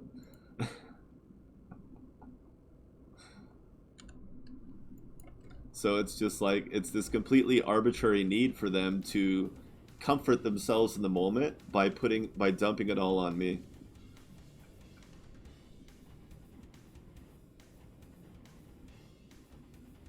Oh, good. Good. I'm always glad when some good comes of my ranting. I don't usually like to vent about work when I'm live because it's not normally super interesting, but when it's relevant, I'll definitely relay my experiences. And customer service is chock full of interesting experiences like that. Well, I don't really want any of those, but I'll take the heavy laser just for fun. Hmm. Oh, absolutely. You know, people often wonder, they're like, you know, they ask me, they're like, why are you so open about sharing your problems? And I'm like, well, it might make some people uncomfortable, but some people need to hear it. You know, they need to, uh, for one thing, it can be a distraction, but for another thing, it's just like a reminder, you know, that there's a tomorrow, that things will get better, and you know, the forward thinking. Sometimes you need something to kind of kickstart that forward thinking because you get stuck, you get trapped in that moment of suffering, and you're just like, you can't function. But if you can get the tiniest little distraction, then you know, a little bit less suffering and a little bit more functionality can come from that. And I wouldn't be that way if it weren't for other people doing the same for me throughout my life. So it's like I tend to be a little more open with my problems than most people that I know. And some of them appreciate it, some of them would prefer if I weren't. And I'm like, that's too bad.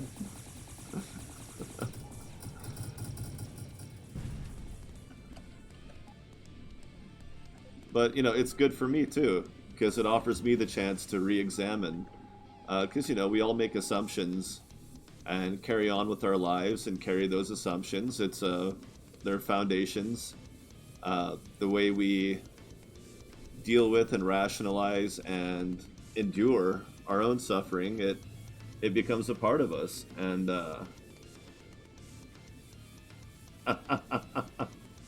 indeed, and it's nice for me to be able to say that these things out loud because it gives me the chance to re-examine and maybe come to better conclusions than what I originally had come to. And I find that kind of thing to be very important, re-examination. Although, you know, they say the unexamined life, something about not being worth living or something like that. If you never actually reflect, if you never attempt self-awareness to some degree, that you're you're in your own way. I took that to heart long, long ago and agree with it very much. You know, I try uh, to be as self-aware and self-reflecting as possible. Oh, that's what those 2 points were. I don't have a scanner on. And so if even if that's all my stories offer to other people is a way to re-examine their own life, then I consider that a win. And if it helps me to re-examine my life as well, boom, win. So yeah, I tend to be pretty open. um, there's a lot of things I don't talk about as much as I used to, a lot of things that I don't talk about at all. Obviously, I'm not like, if I were to write my autobiography, it would probably be about 70% complete. Maybe 80, maybe 80. You know, I suppose it would depend on how much further down the road I would write something like that. Obviously, I'm not going to write an autobiography unless something insane happens in the next few years. But if I did, there's definitely a lot to leave out, you know. But there's a lot of, you know, good stories in there. Whether I'm good at telling them or not is entirely different, but the stories themselves are pretty good. And I like sharing them. I think it's good for everybody to talk about stuff like that once in a while. You know, obviously there are some people who do it to a degree that other people might consider unhealthy or at the very least unappealing. But I think to some degree you have to do it. I mean, I think that's why a lot of people are, you know, so into therapy, even if they're not super depressed. They still like to go to somebody to talk to them, because just because you don't have a diagnosable mental illness or noticeable depression in your life doesn't mean that you can't benefit from engaging people. And, you know, sometimes you have problems that you don't really consider having a long-term psychological detrimental effect, but you just want to get it off your chest, and you don't want your peers, coworkers, family, friends to really know about it. Maybe you just don't have anyone to confide in at the time, and it's just like, you know, 50, $100 to get it off my chest, and maybe do me a lot of good to not just carry around this burden for the next 20, 30 years before I finally forget it enough to move on with my life. Gosh, that was too early.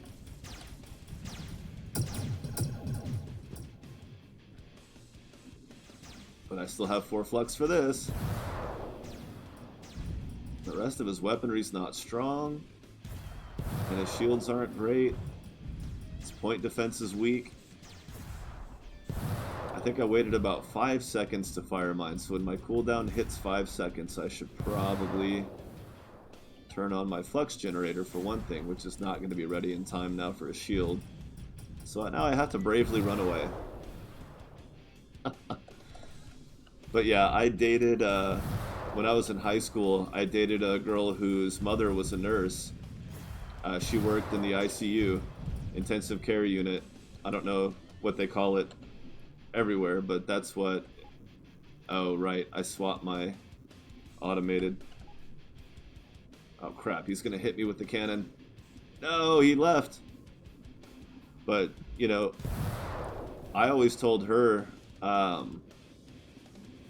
like, her daughter, my girlfriend at the time, was pretty open to that kind of thing. She had a really strong constitution when it came to graphic stories, because her mom was a nurse, and, you know, she would ask questions.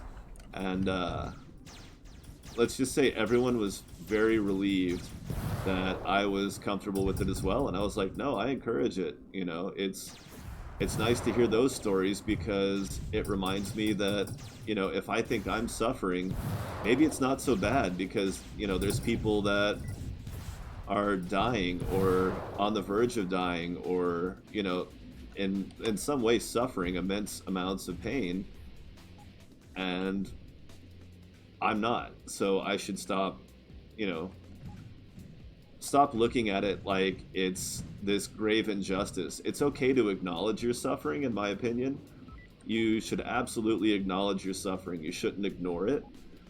But as far as how you react to it, you know, being bitter or blaming the world or looking for scapegoats, I have a tendency to not look for scapegoats. And not because I take responsibility for the things that happen to me, but it's like, well, it's just how I was raised. It was like, you don't look for outside blame first. You self-reflect first. You look at, well, is there something that I could have done, even if it's just to have avoided the entire situation that led to the outcome entirely?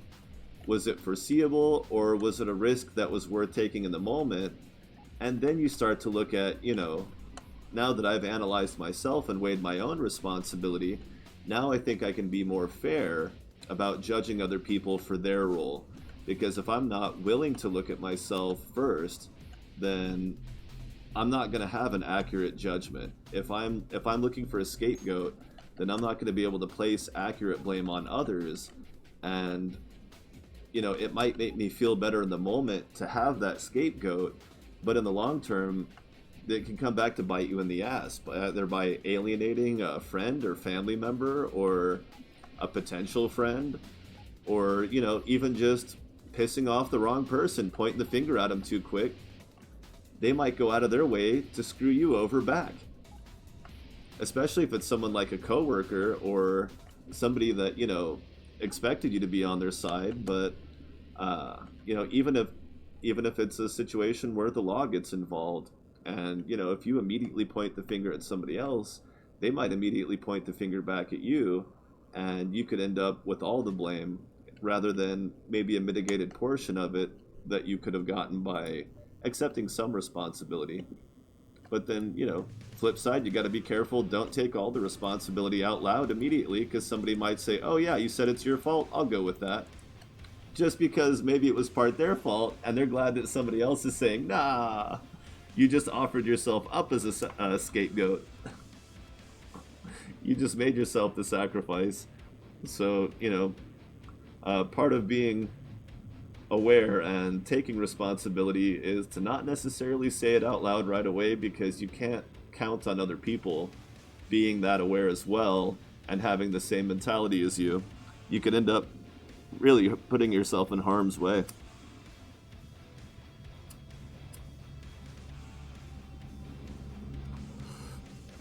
Or at the very least, set yourself up for extra unnecessary suffering. So I always tell people, just start internally and keep it internal for a minute. Let things bounce around in your head for a while. Don't just start automatically saying the first things in your mind that come. Don't just automatically say it all out loud, because you might regret it. It could bite you in the ass. It often will. But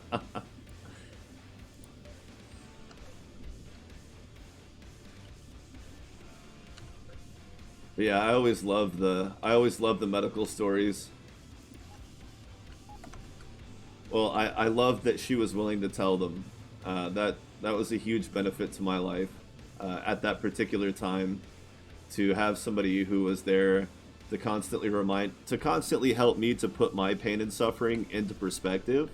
Because when you're 15, 16, there's all these things that you want to do and all these rules that say you can't, and it's easy to get into the habit of assuming that the world is against you, and that can lead again to scapegoating rather than taking responsibility and learning from your situation.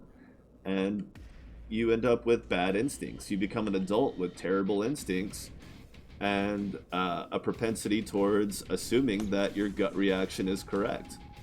So not only is your gut reaction wrong, but you're gonna do it anyway. You're not gonna question it. So it's an unhealthy mentality, and it can lead to unhealthy behavior.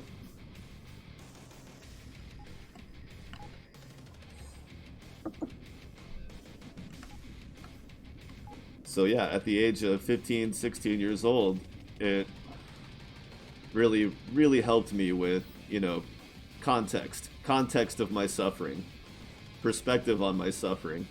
Like, we're talking about not just the people that she was dealing with that were getting injured, but the fact that it was her job to share their suffering all day long, over and over, patient after patient. She's sharing in their suffering. And, she was not a sociopath or a psychopath. She had a lot of empathy, which is why a lot of people become nurses and doctors and any kind of medical professional, because they have empathy and they want to help people. And it's just like, when you do have that empathy, that leads you to want to help people, but you get yourself in a position like the intensive care unit, where you're dealing with severe trauma, people who are on the verge of dying, people who need immediate medical treatment to prevent severe injury or death. And it's rapid fire, all day, every day, long shifts that you get in the medical field. Like, that's a suffering all of its own that again would make the problems of the average 15, 16-year-old just seem absolutely trivial. And being able to accept that and acknowledge it and want to benefit from it, because that's, the point of living in society is to benefit from each other's experiences in some way or another. I feel like that did me a lot of good and helped me to want to continue to think of things that way. But it's not easy. It's not easy to do because, the simple solution is somebody screwed me over and I'm just going to move on with my life and not really question it, not really think about it much further than that. And that's not good for you.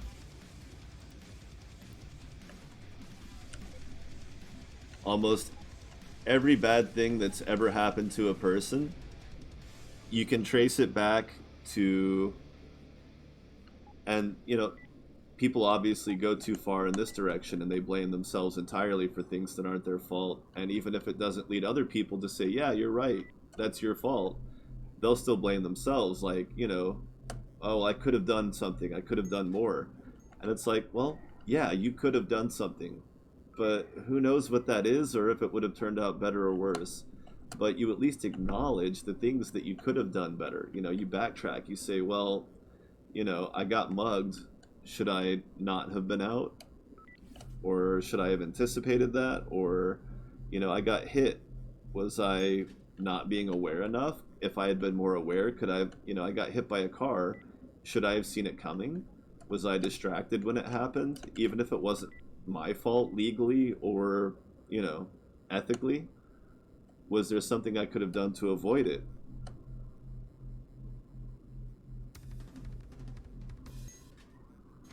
Yeah, there's a big difference, and this is one thing I definitely soapbox a lot, right? Like, obviously, well, you've experienced it for the last hour or so. I have no problem uh, talking about things, but one thing that I make no assertion that anything that I have to say is necessarily profound or intelligent or enlightened or aware or anything like that.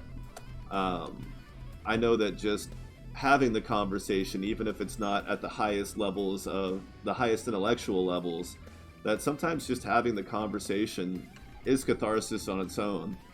But at the same time, one thing that I do feel like a lot of people miss out on in life is this very fine line between taking the blame for something and taking responsibility for something. Because again, like, there may be some validity to, I'm a victim here, but maybe I could have done better.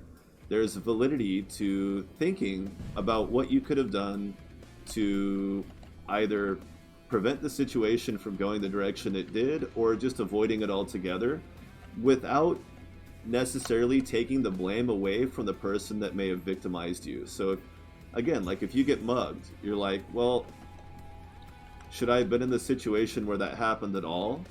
And that's not to say that it's your fault that it happened. Just to be more aware for next time to avoid it in the future.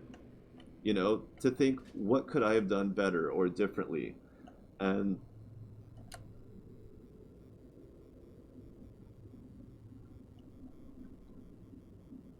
yeah, well, I mean, you know, the one of the really hard parts about talking about something like that is it's not just a matter of, maybe it's embarrassing or maybe you just don't want people to look at you that way, to know something about you. Maybe it's private, but there's also a lot of anxiety of, once you start talking about it, like, what if, and again, like, maybe it's not my fault, but, feeling responsible, like, what if it turns out that I regret talking about it? And that's almost never valid, right? Or never wrong. Sorry, it's not a matter of validity. That was the wrong word.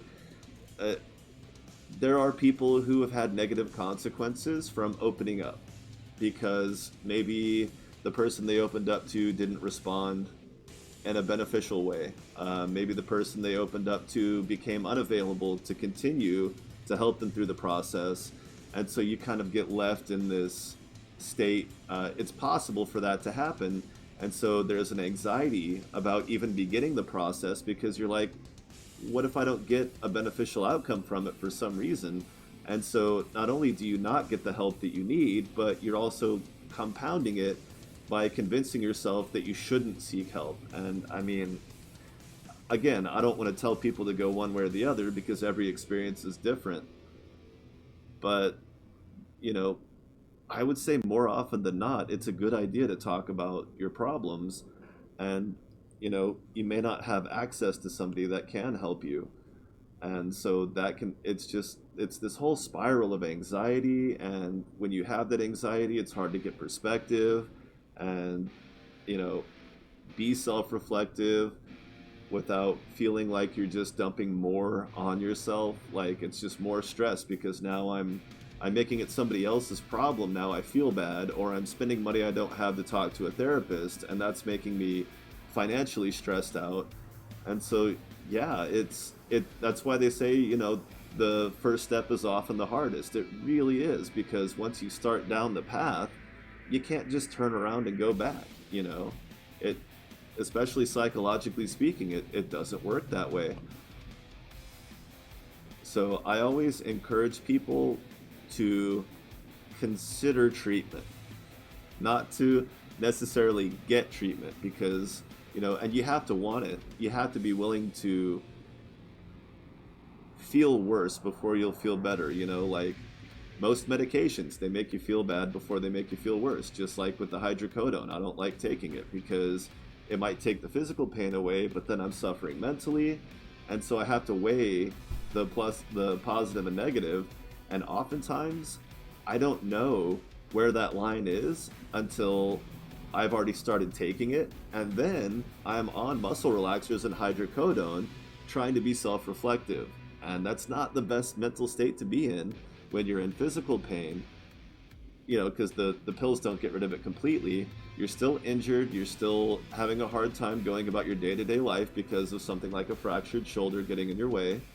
And then you're high because you're on the painkillers. And then, maybe you're a little embarrassed because you have to get help from people. And then you're like, if I stop taking the painkillers, like, I'll feel better mentally and I won't treat the people around me shitty, because that's what happens to me is I end up being a jerk to people a lot, especially the ones trying to help me. My mind gets really clouded from opiates, and it's just not a good situation. It takes some very kind-hearted people to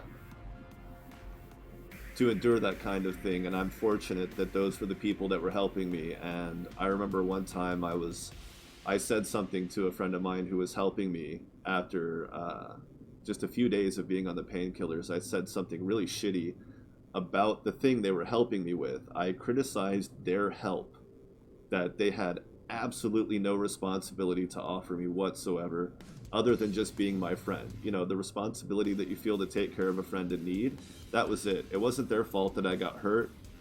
There was nothing they could do to improve the situation. Literally nothing, not their responsibility at all, other than social, right? And I was shitty to them about the help they were giving me. And then like immediately, like I saw the look on their face was not one of anger, but one of, I'm choking up a little. It was pretty intense, and I've talked to them about it. But in that moment, I saw the look on their face reacting to the way I just treated them, and it hurt them, and I could see pain on their face, and I realized that pain was probably worse than mine, even though they knew that it was the medication talking, and that there was no way I would have said anything like that otherwise. I could see it in their face, and I was just like, take this shit from me. I handed them the medication bottles, and I was just like, well, I kept the ibuprofen, of course, but I said, please take these from me. If I start to suffer really bad physically, I may ask for them back, but I don't want to just be on them all the time just to not feel pain. I'm like, I would rather feel this pain than to displace it on other people any more than I have to just for the fact that they were helping me. So it was just like, take this away. And in that, that was a difficult decision because I knew that it meant I was going to suffer more physically, but I couldn't I couldn't bring myself to take them again mentally. Like I was already suffering mentally despite before this happened, and so it was just like, no, I can't do this. It's not worthwhile.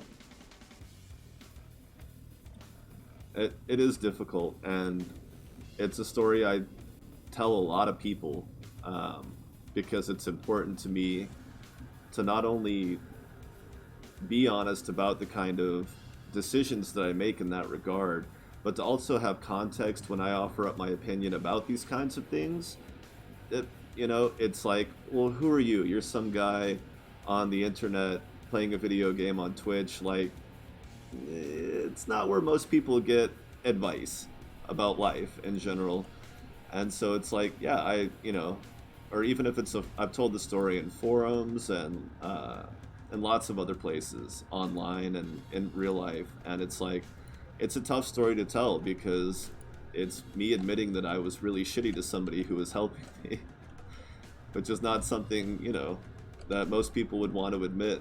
But um, I've I've benefited from other people telling me their personal stories similar to that, and because of that, I got the perspective of how powerful it can be for other people to hear those stories and to understand those decisions. And I don't. It's tough because there's a certain point when you tell stories like that about yourself where it almost feels like you're bragging in a way. And I hope I never come across that way, because I've got plenty of things that I've got plenty of chronic decisions I make in my life that are not healthy. Like I'm not up here on a pedestal by any means. Um, and see, that's true too. Anonymity can be very powerful when it comes to opening up, especially the first time.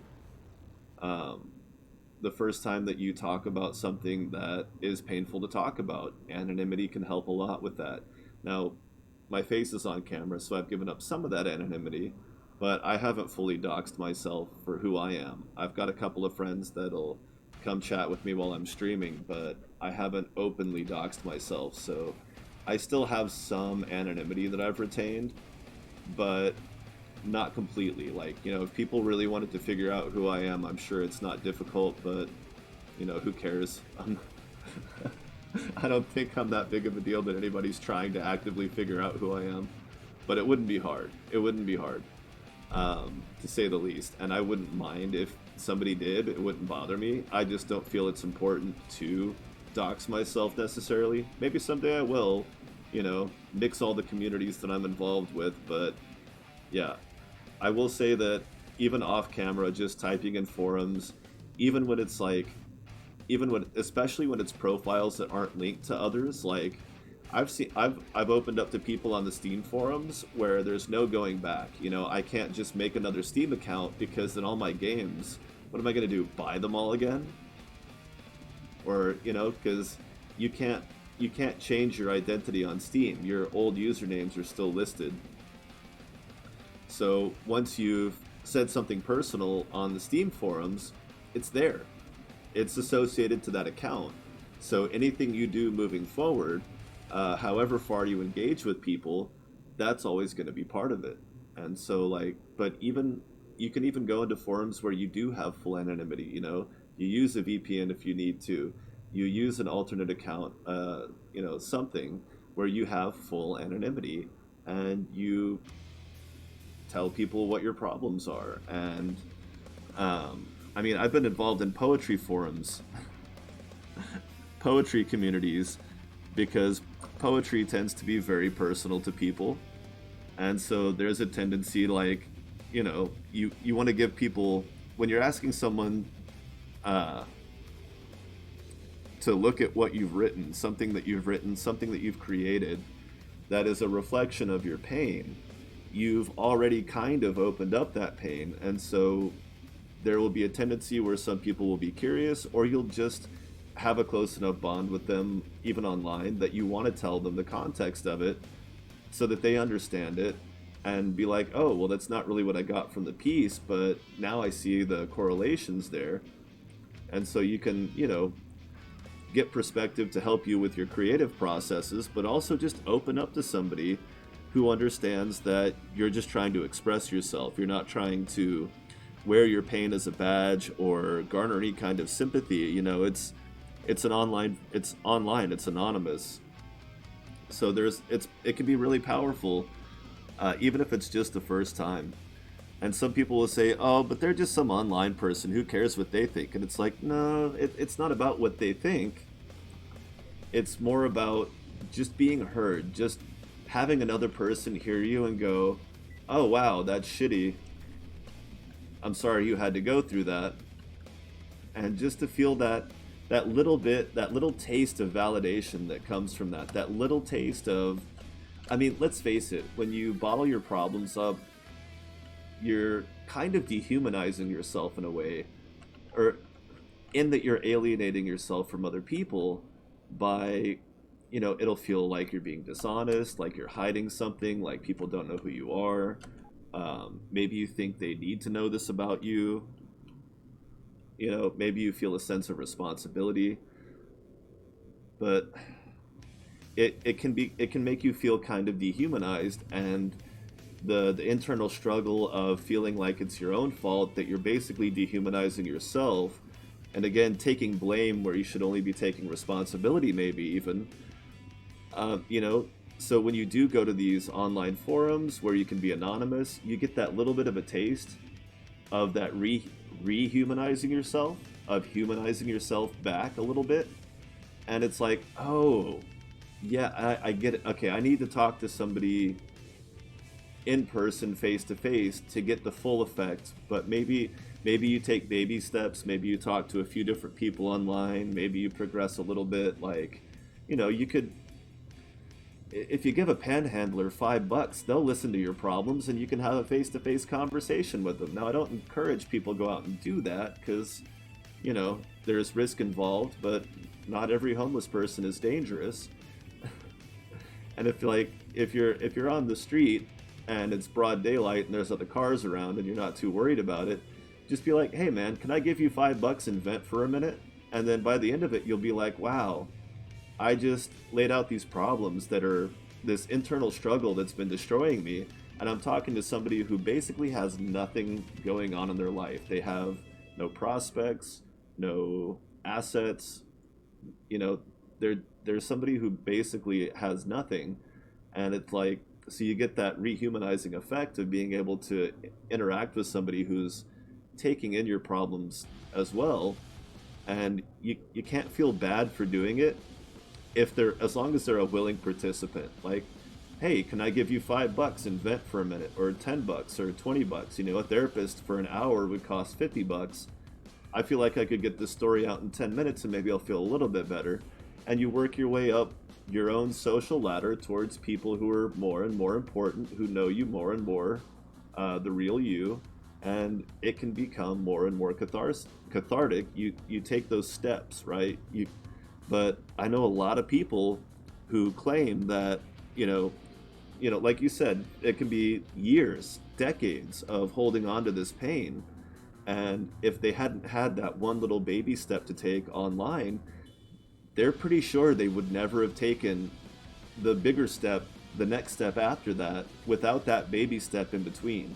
They would never have gone out and actually sought real help, or at least real personal interaction with somebody in their life who is either a friend that could be a shoulder to cry on, or the person who is a party to it, who may have actually been there and been part of the situation, and you really feel like you need to talk to them, but you can't make that step. You can't bring yourself to do it.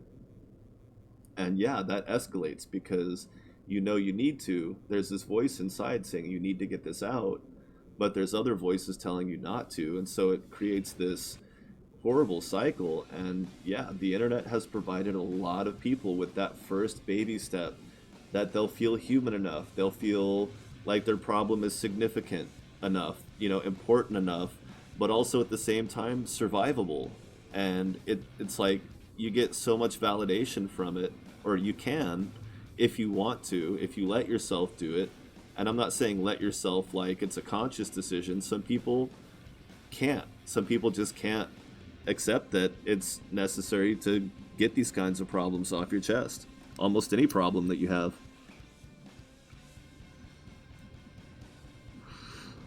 And the really dangerous part that I've always hesitated to talk about out loud, especially online, to the world where, I'm putting these videos on YouTube. If you don't talk about your problems, especially things that happened when you were young, things that you might feel are insignificant, what can happen is you'll end up burying the memories, but you don't bury the decision-making processes that are based on those memories, right? Like you have a memory, and then you have the neural pathways that are built on that experience, because that's how our brain works.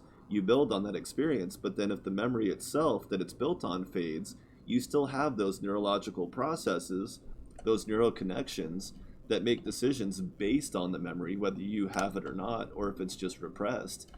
And that can be the most dangerous, not just to your decision-making process, but, with dealing with other problems throughout your life. And I've been in situations, basically I had a childhood trauma that I had repressed the memory of resurface at random recently, and it was traumatizing all over again. But I realized by talking to people about it, I'd already known that talking about my problems was cathartic. So thank God for that, because it was a difficult thing to be honest about, to open up about. It was embarrassing, dangerous. It was an awful situation, and not memories that I wanted to relive. But when it happened, it was triggered like all at once. The memories came flooding back to me, and it was like reliving an experience from 3 decades ago. And it was absolutely paralyzing and mortifying in the moment. And it wasn't I had to talk about it. And it really, just having those memories come up had a huge impact on the way that I live my life, because I realized how many decisions I made in my life based on those experiences, even though I wasn't consciously able to remember them. They were completely repressed memories. I hadn't thought about them, and I hadn't thought about what happened in decades. And it just all of a sudden I was just reliving it right there in the moment. And because I was taught to be self-reflective, and because I was taught to talk about my problems, I was actually able to get through it a lot easier than most of the people that I read about online who had a similar thing happen to them. Severe trauma as a child, having the memory come up decades later, having to relive it all over again. And then I was able to go through the process of reanalyzing a lot of decisions that I made. And it made me feel like a lot of the decisions that I had made throughout my life kind of made me shitty. Like I'd been shitty to people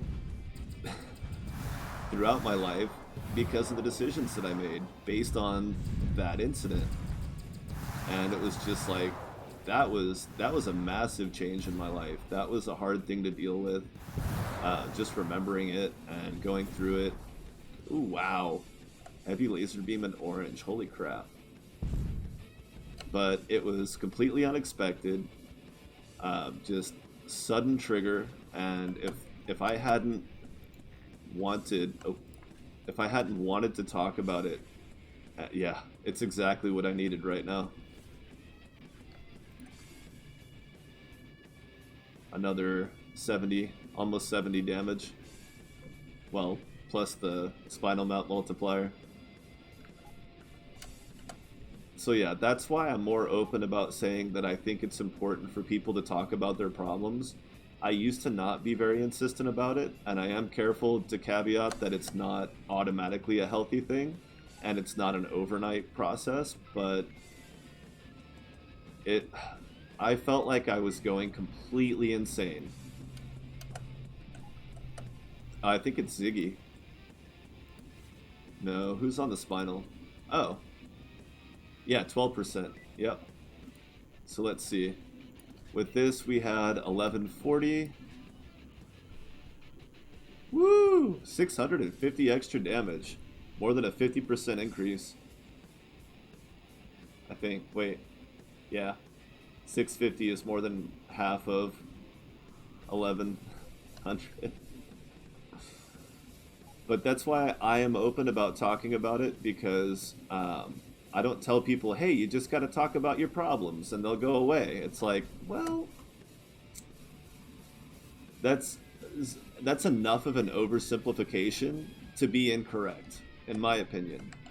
And whether you want to talk about it as a percentage or a process, but I also know that not only does talking about my problems with people help them to want to talk about their problems, which can be helpful, but it also helps them to gain some perspective on how to go about opening up, how to go about this process because of my successes and failures in doing so. Um, you know, I've told people, hey, you talking about this helped me to talk about a problem that I had, and it's improved my life. And that I've had people come back and tell me the same thing, and I'll be like, great, I learned it because somebody did the same for me. So, you know, uh, pay it forward, basically. You know, if somebody talking about their problems helped you deal with yours, when the time comes that you're ready to talk about your problems, if you want to, if you're open to it, if you think it can help other people without causing you any kind of anxiety or harm, I I think that's a great option to explore.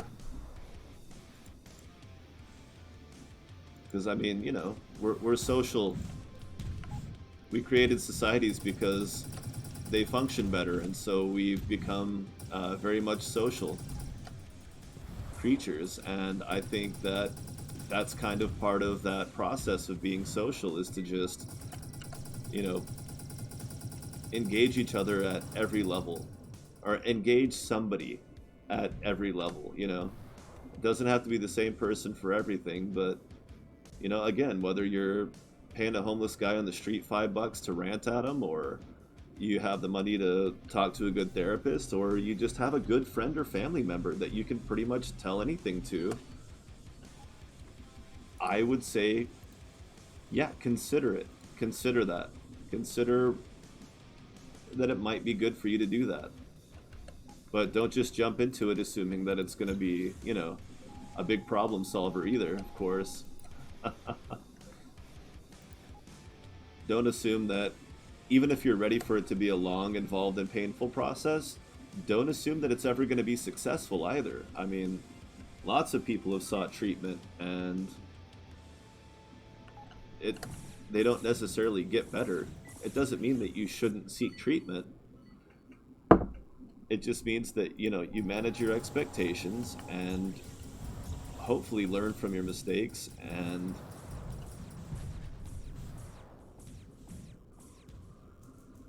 that that is fantastic. That's amazing.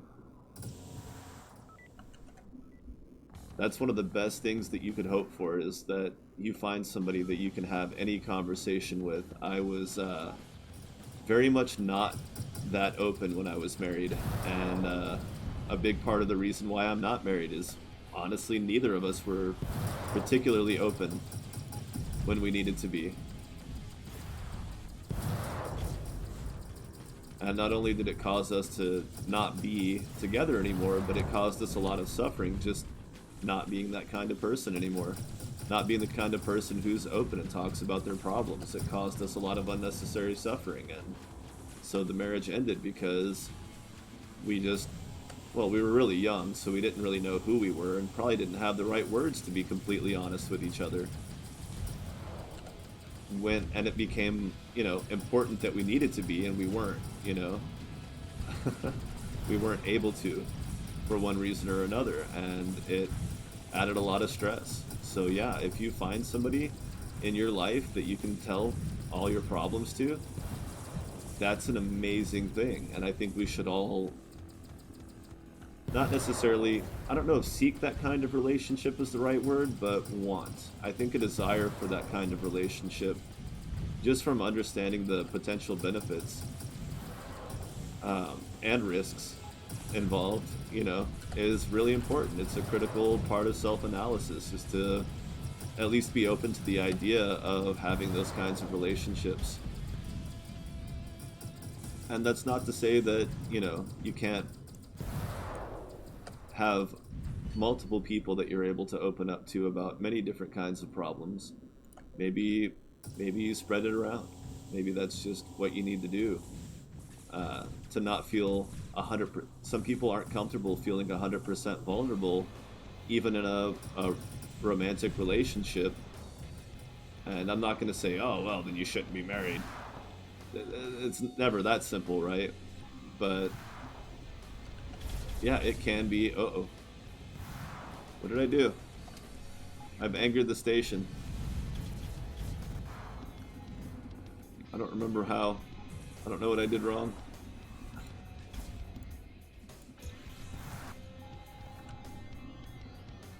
Everything's so complicated.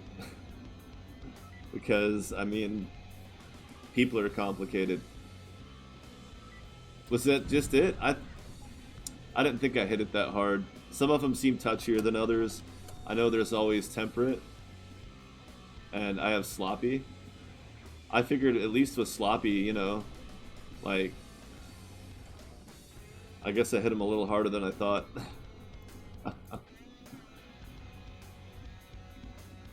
But yeah, that's why I talk. I talk and talk and talk, because I know that there are people out there who don't and want to, and maybe they need a little encouragement. Or maybe they just need someone else to do it first to prove that it's possibly useful. And I will absolutely say out loud, completely shamelessly, that there have been times where I needed someone to talk to. And that doing so was very helpful. And there are times where, you know, I've opened up to people and maybe not regretted it, but recognized that it probably would have been better if I hadn't. For my own sake or theirs or whatever it is.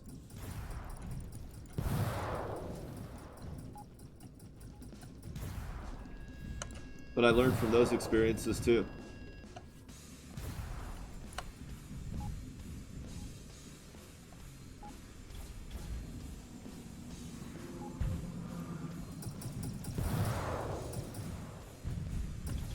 Damn it.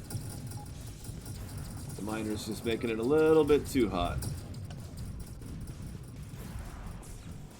But luckily I've got ridiculous shield recharge now.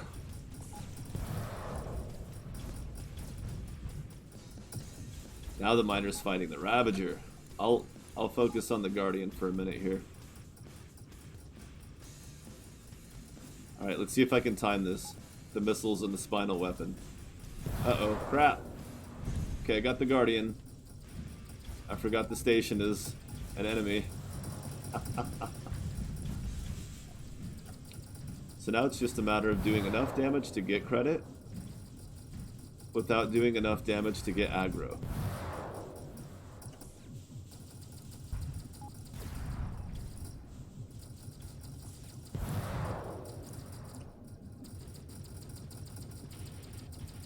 Damn it. You drove him off too fast. You should have waited for the missiles. Quit being a jackass, miner. Shoot that guy. Leave me alone.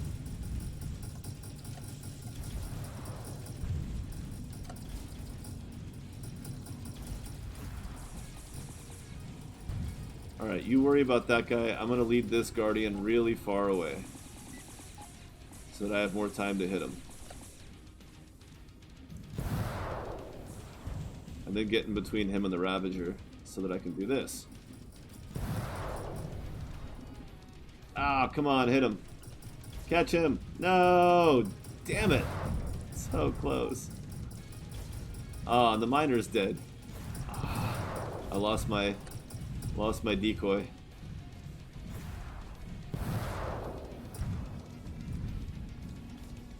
That's okay. It's not a repair guardian, so it should stick around after I take out the Ravager. I just like to destroy him for these high-level Ravagers because it makes life so much easier. But let's face it, if this was any other Dreadnought, I wouldn't be able to fight it. Not like I am right now. This is working out because AI carriers are not amazing yet. Ooh, look at you. Captain Vulcan ass. Alright.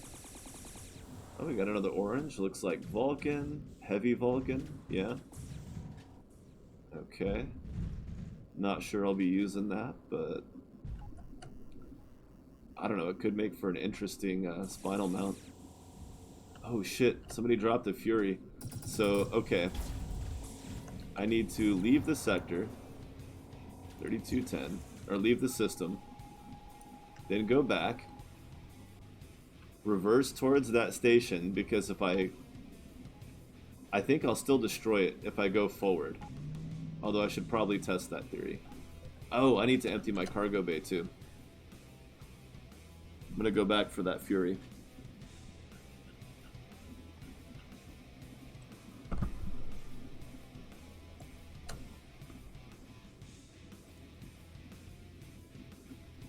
Okay.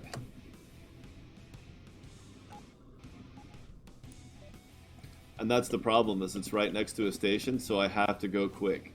So I'm gonna have to reverse at this thing. Oh lord. I'll sort through all that later.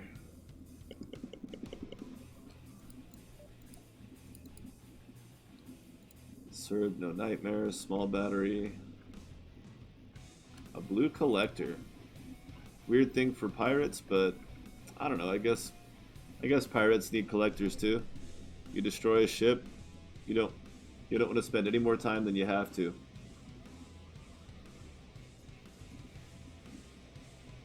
I think I'm going to try a full speed reverse. Which is easier than it sounds, honestly. Basically you just fly straight at it and then turn around at the last second. So that you hit it with the butt of the ship and don't destroy it. But the really important thing is, like, it was like right here on this angle. I need to come at it at an angle that I can easily get away from the station with. I can't go straight into the station because they'll destroy me. But it is right next to it, so I kind of have to go at it. But yeah, I thought about using a tractor beam just enough to kind of tug it away from the station without getting too... Damn it, I missed. Not as close as I thought. Should be able to do it like this, though. But yeah, just enough to kind of get it away from the station.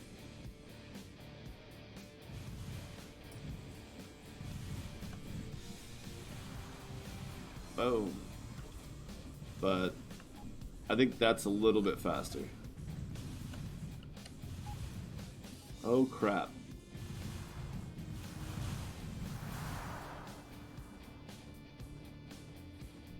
Oh crap, that's an Achilles.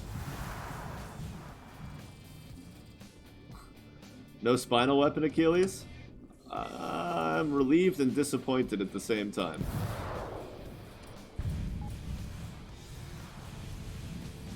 Because I definitely have to use mine on you.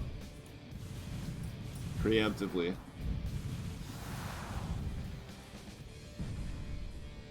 Okay. Let's get the hell out of here. Yep.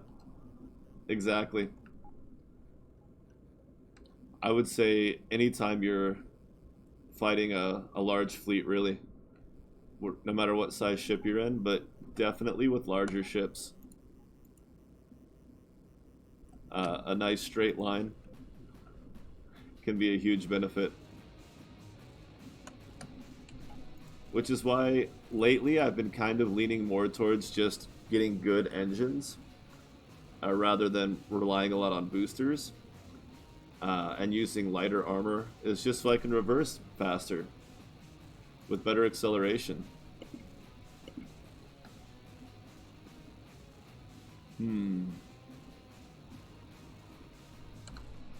Okay, let's get rid of the cannon ammo. We're finally getting low on missiles.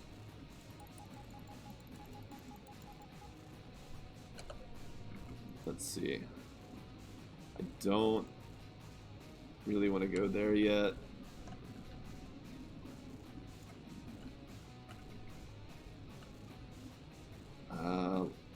Yeah, we need to reel it back in and get closer to the home systems. I don't think all of these are going to be asteroid rushes, but they might be. A boulder. Well, that boulder is getting bowled over by a boulder, so I'm just going to leave it at that. Oh, there's another ship up there. Oh, nope, it's gone. It exploded.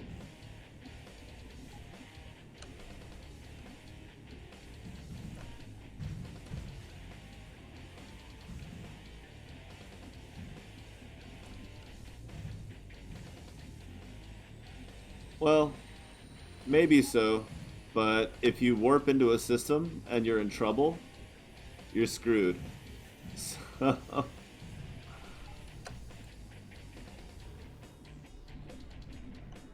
you have to wait for it to recharge, but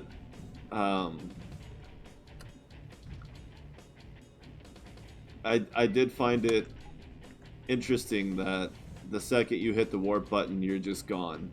But then you also have to take into account the time that it takes you to go to the map and actually initiate the warp. Whoa, really? That was my first asteroid rush? That's a little embarrassing. Oh no. I didn't dump at the last station. Geology advancement. I'll let someone know you're out here. You'll be fine, right?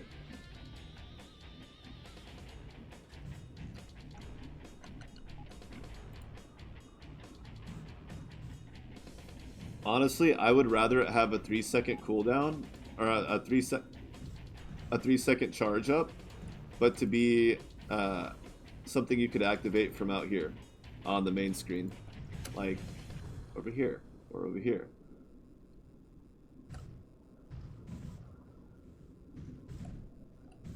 It would definitely add difficulty, absolutely. But I think the decision to add that difficulty will have to be something he decides closer to launch. But I'm definitely in favor of it, especially if we can get a warp button on the main screen without having to be in the map. But I don't know, maybe both is best. Maybe having to go to the map makes it better because you have to be more aware and plan better. But yeah, a charge up time would be cool. I'd be on board with that. 2-3 second delay. And then it prevents your, maybe it even prevents your shields from recharging during that time. And you won't be able to fire your weapons either. Like something about, well, we'll borrow from Star Trek and call it a warp bubble. Now they can fire their weapons at warp, but that doesn't mean we have to be able to.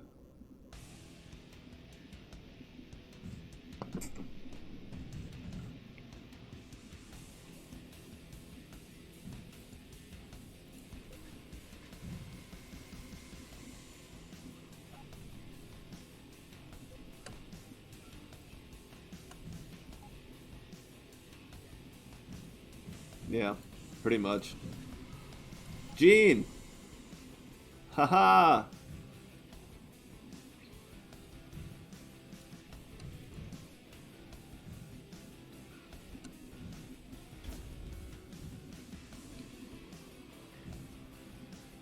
Oh, it calls it cargo. Well, that'll have to...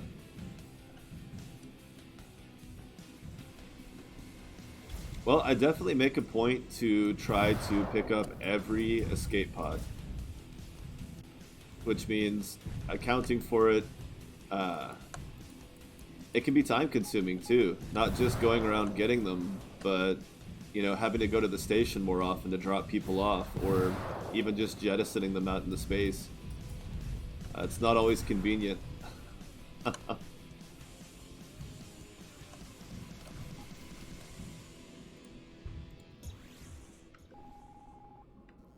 They really are. I was like, they can't all be asteroid rushes. I was looking at how many little lone systems were scattered around here.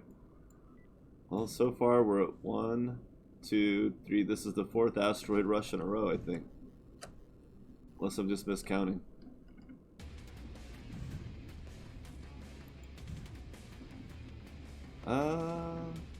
Yeah, we'll go turn in a couple of missions. Again, with the needing to drop stuff off. Oh no! He's not online at all.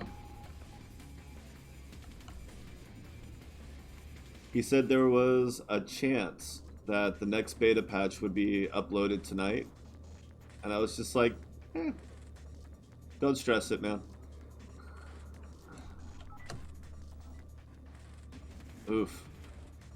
Why can't you be a Mark II at least?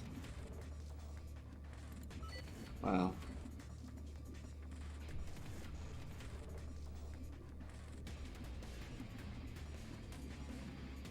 I really don't use a lot of passive power, so I don't really need that.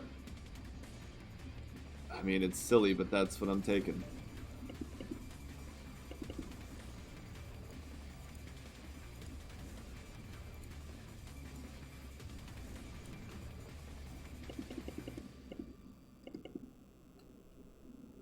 Okay, Gene. Whoops.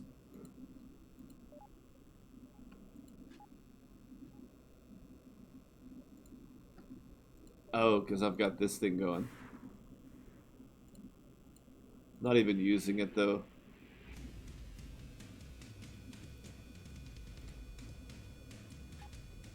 And then I got that boost. 3% across the board. 16, 19, 22, 19.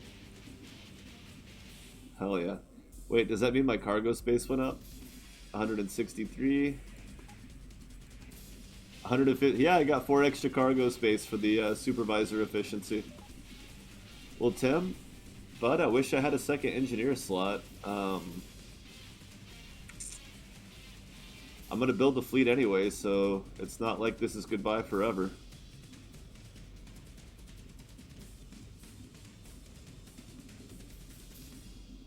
Help, I'm trapped in a video game. Oh, he just came back on? I just checked and it looked like he was offline. Maybe it just timed out or went inactive. Well, no, because then it goes to sleep mode. I don't care.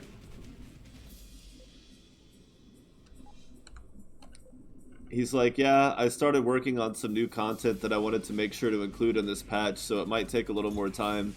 And I was like, all I heard was more content, so, you do you, bro. You do what you gotta do.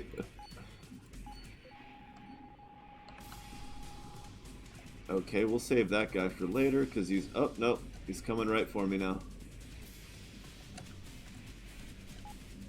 Now he's definitely coming right for me. Oh, he just smashed into the nose. The missiles didn't even get there.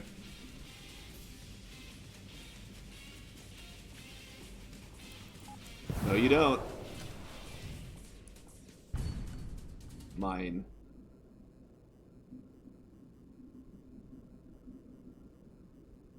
Oh yeah, like the anticipation level for me is just incredibly absurd. I shouldn't be so excited for a video game to get a couple of extra features, but it's just like, can we do it now? Is it now? Is it ready now? Is it ready now? Are we there yet? Are we there yet? But at the same time, like, if we're there, we're there. If not, So be it.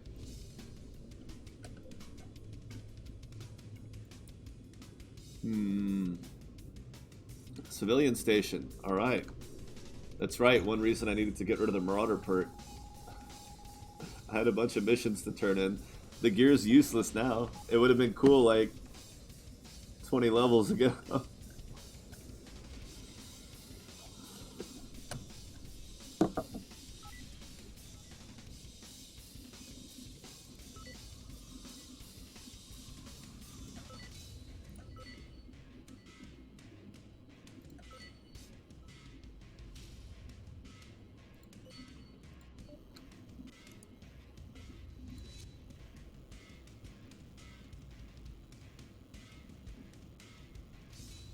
Oh, I'm still set up for battery. For the warping. So all that really did was free up 4 energy. Worth it. Nope. Nope. Nope.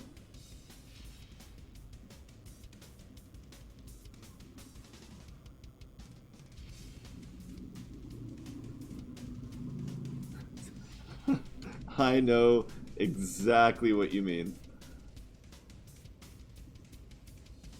God, do I know exactly what you mean.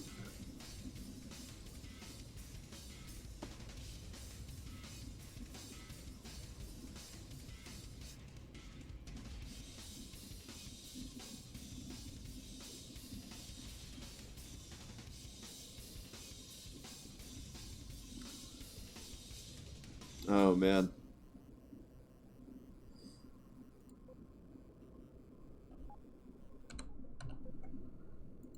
Oh, I'm still in the euphoric state just because I'm buying a graphics card on Friday. Like, that's kind of blowing my mind. I was not expecting prices to come down as much as they have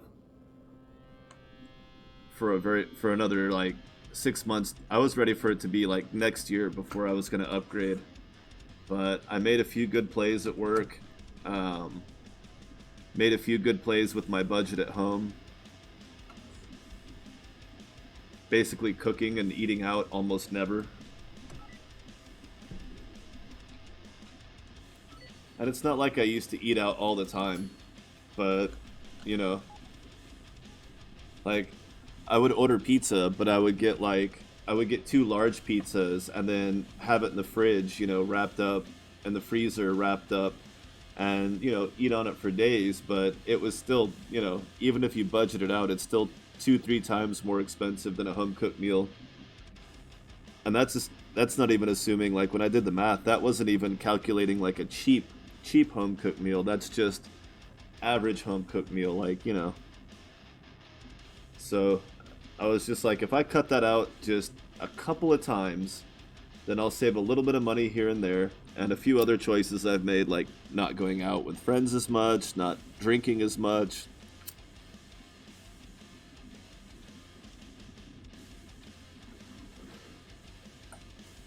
Little things like that. Um, and I was just doing that anyway, because, save up money.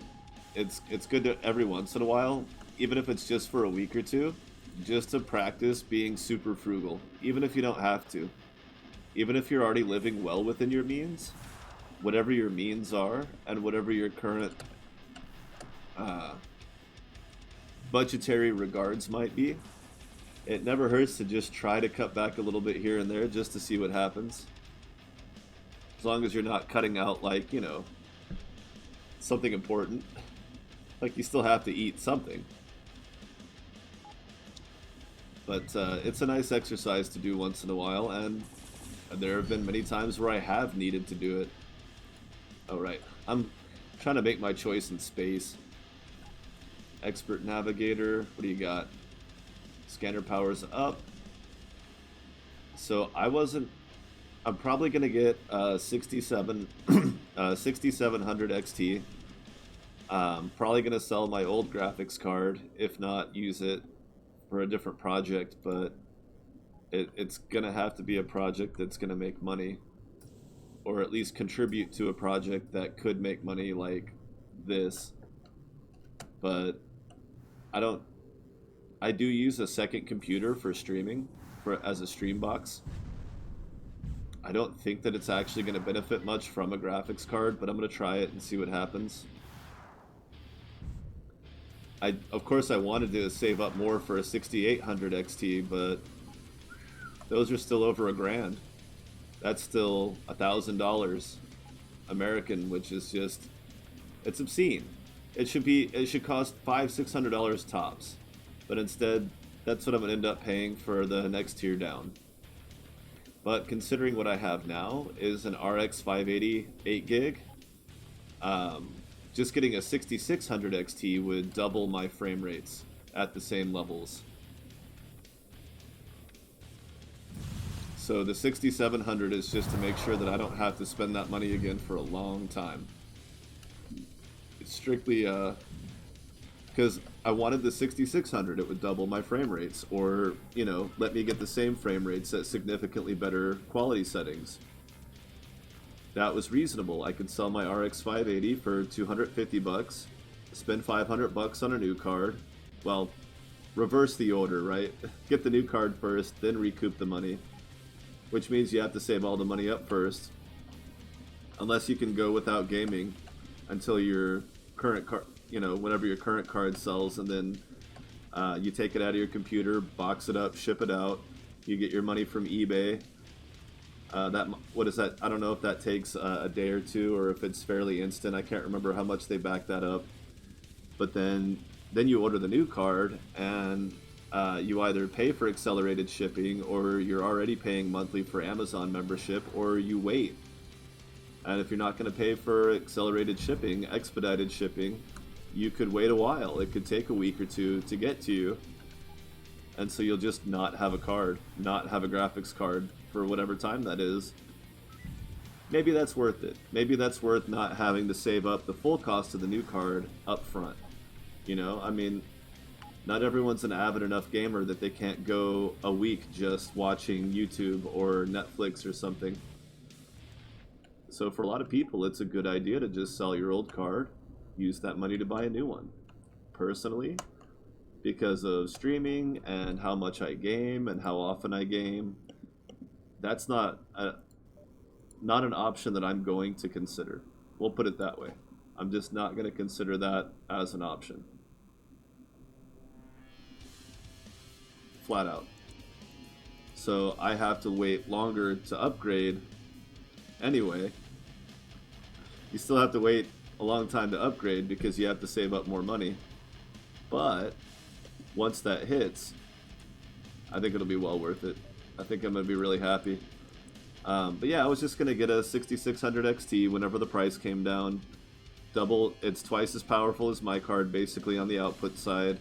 Uses the same amount of power going in. Hooray for technology. In fact, it might even be a little bit less. It's a lot more efficient. But then prices dropped, and I was like, well, if a 6600 XT is like $500-600 bucks, and a 6700 XT is $600-700 bucks, then that makes sense for the amount of performance difference. Now, from there, it's another $400-500 extra to get a 6800 XT, but you get a ton more performance out of it. It's just, I don't think I'm going to want that kind of performance. I don't game in 4K. My monitor's 1440, but even if I was gaming in 1080, I don't think I would need that kind of performance in the next 3 years. I think that if I get a 6700 XT, that it will be good enough for me for the next 4 or 5 years. And if it's not, well, hopefully I've worked hard enough that I can replace it when the time comes.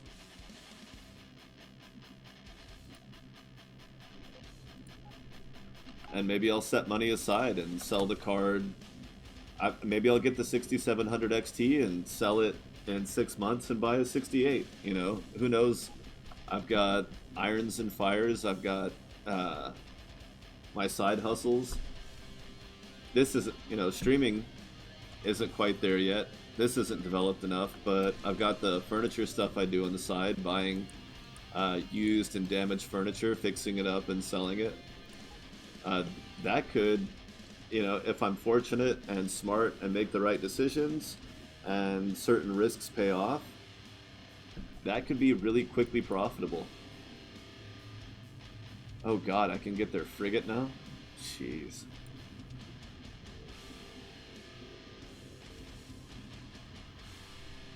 So who knows? I think I'll be happy enough with uh, the 6700, even with the extra $100 that goes into it.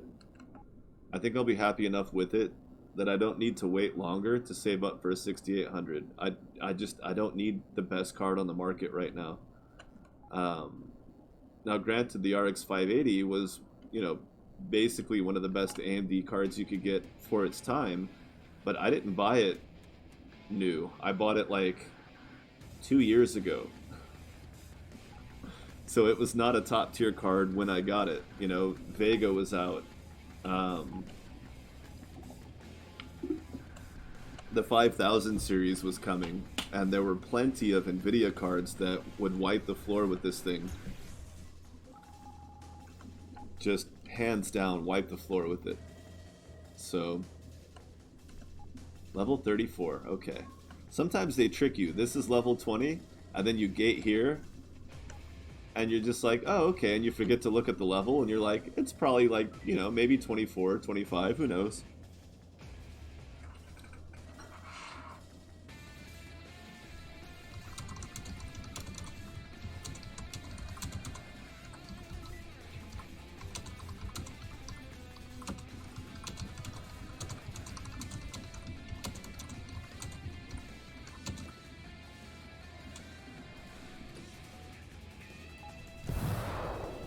$37, and it's a Titan.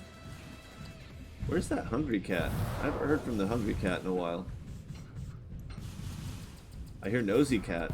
She's at the bedroom door. Damn it. So close and yet so far away. Uh-oh.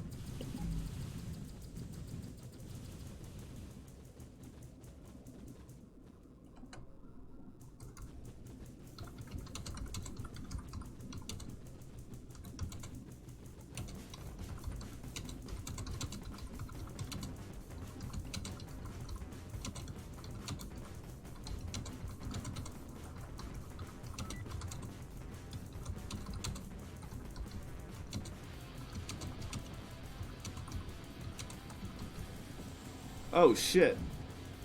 I was typing. You bastards. They blew me up. You bastards.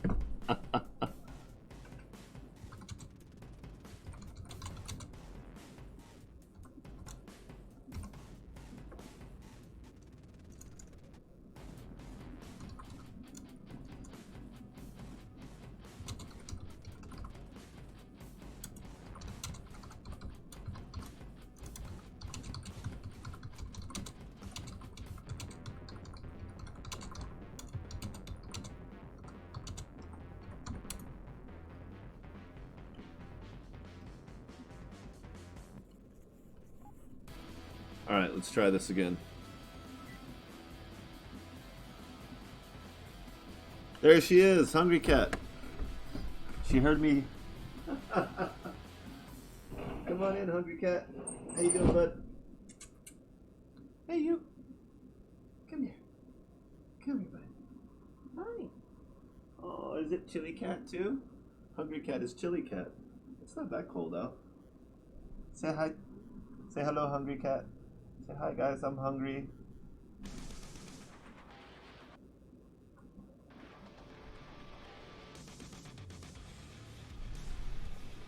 She's a really good hunter. I can't tell you how long this cat will stay outside. Like, I'll put food on her plate, and she'll ask me to go out without eating more than, like, a few bites. And then she'll be gone for, like, 3 or 4 hours, and it's just, like, on days when it's raining, or she can't go out because it's too cold, like, she can't go out all day long, she'll eat, like, 4 cans of food. And then some days, now that it's springtime, she'll eat, like, 2 or 3. Because she's out there hunting. Or scavenging. You know, who knows?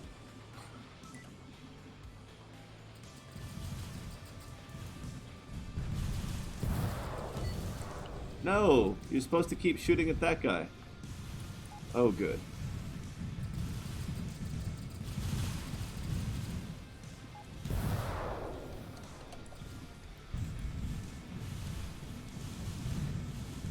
Wow, that barely got through the shield. I just need to know what his repair system looks like.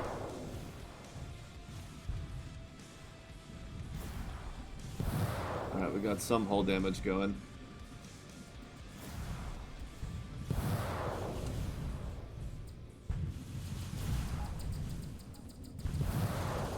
Why did I do that right next to the Ravager?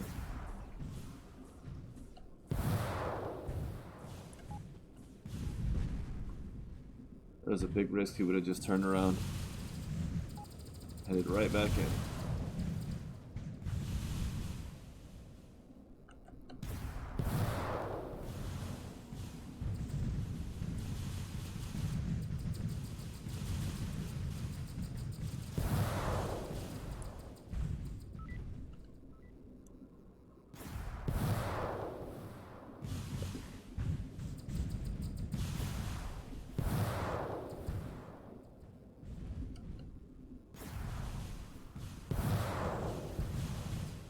So yeah, I'm gonna end up getting a 6700.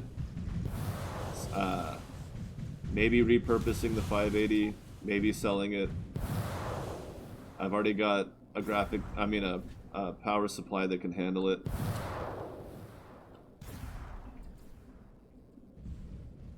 And I know it's not gonna bottleneck my processor, and I've got 32 gigs of RAM. Like, the whole system is set up really well for it. The only upgrade that I would get potentially more performance out of would be a higher end motherboard. I have a Ryzen processor, a 3600, but it's in a B450 micro ATEX, the smaller motherboards. So if I were to get like a full size 570, like a newer chipset, then everything would run a lot more efficiently.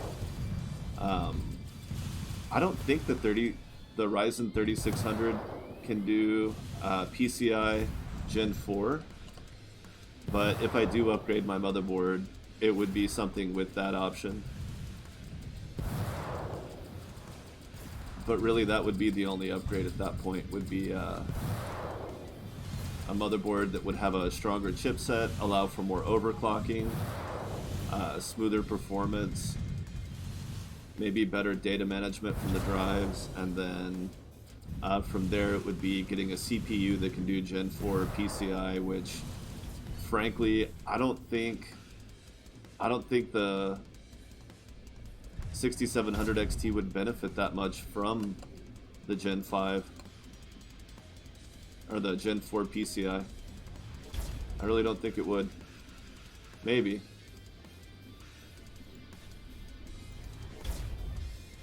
Lower top speed but better acceleration. Now that I have that booster on, it kind of balances out. Although we're drinking up a lot more power. Can I still fire the spinal weapon fully? Oh yeah, we have that huge battery now. Of course we can. It's only a heavy laser beam. Well, I'm not fighting that guy. Ooh, and these should be upgraded soon if I'm going to keep using them. But first...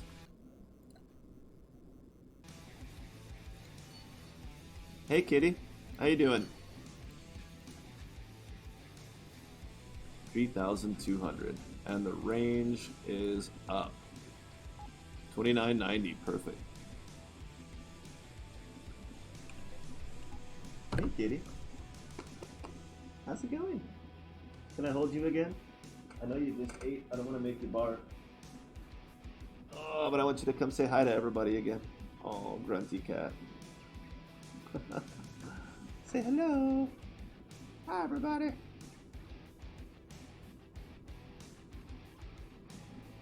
Oh, okay, you're free. You're free to go.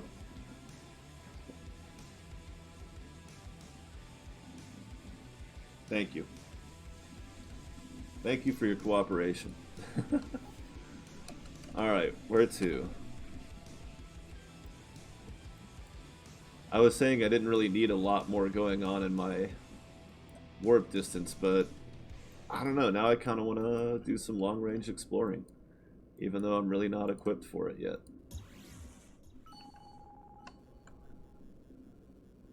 I need that extra equipment space. Really need to level up some more. I've been avoiding it too much, running errands around. Kind of want to find some high-level Vang E systems and see if I can't score some of their shields. That's what I'll do. That way when I turn on them. Oh, thank you for hanging out. Thanks for listening, and yeah, we'll see you soon. Hopefully the new update will be out in the next couple of days, and I will definitely go live when it does. Take it easy.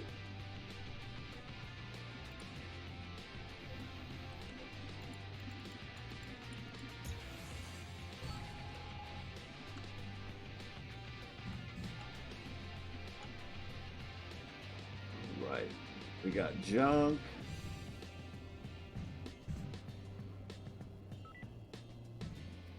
Explosives.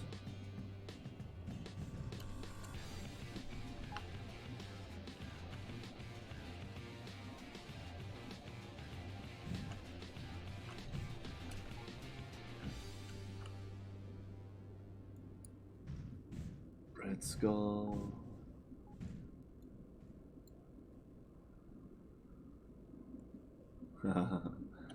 The first 52 Ravager I found, I think. Oh, we'll go here first. They won't have what I want, but...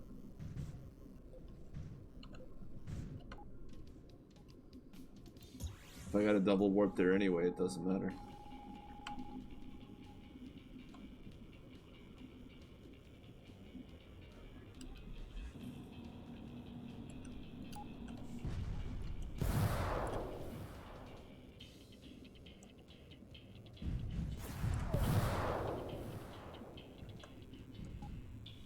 Oh.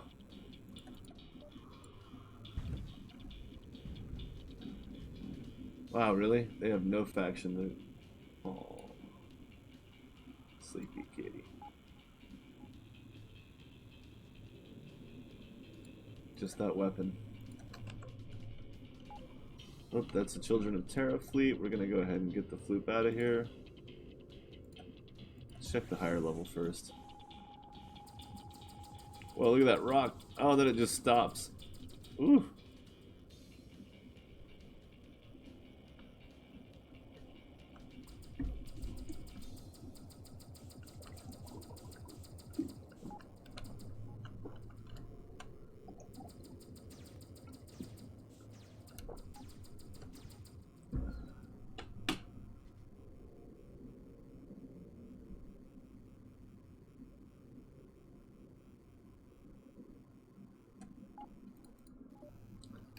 Yes, I have a feeling there will be a new beta patch soon.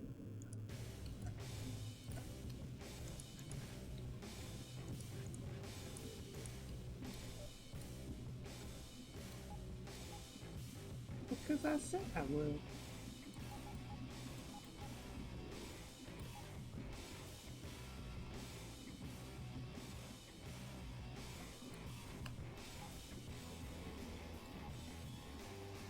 What's up, sleepy girl? Don't forget about your little house there, in case it's too bright. What do you smell? You look concerned.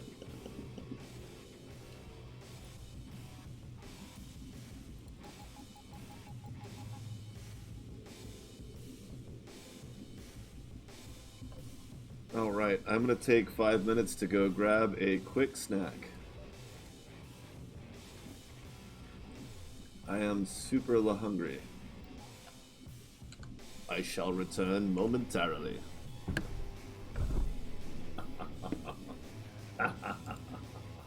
Vanished.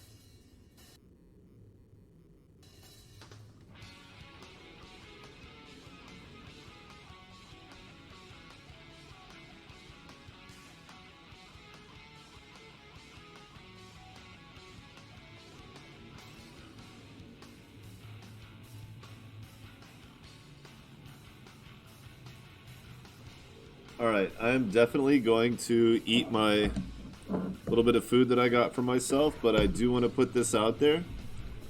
There is a new beta. See, we're on. You can see it.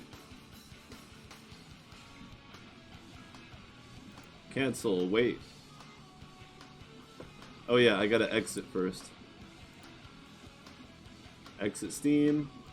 Oh, my face looks so awful in that picture because I'm exhausted. This is before the concert, but we showed up like 6 hours early for VIP because of COVID restrictions and everything. We didn't know how long it was going to take or what options we were even going to have at all.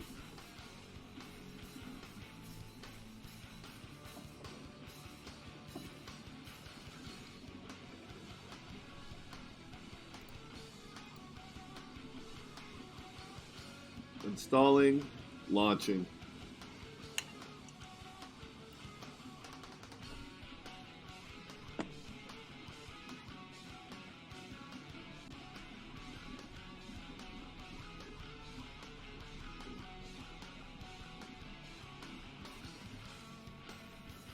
I can't decide. I can't decide if I should go straight to a new save or... Alright, let's look at our patch notes, right? When in doubt, read the notes. Crafting with blueprints is here. Very early stages. Basically, you'll learn new items to craft from blueprints as you pick up materials or equipment when you scrap them. For now. A lot will be added still and fixed, but it is kind of playable.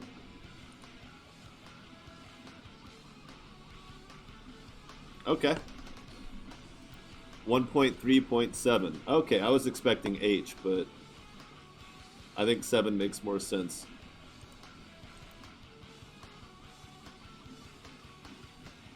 I don't know what happened to 6, but...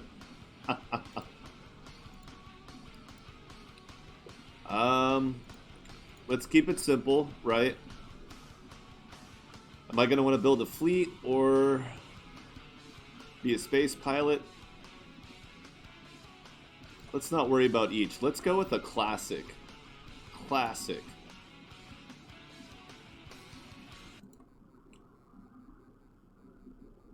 Oh, yeah.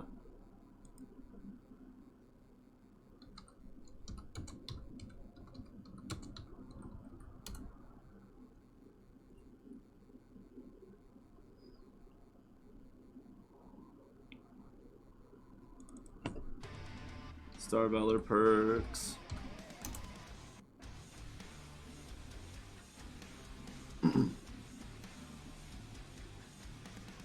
Exophase.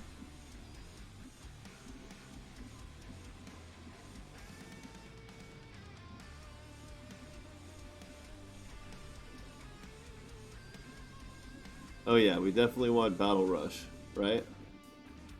Because there's not a guarantee that we'll defeat a Ravager before level 10.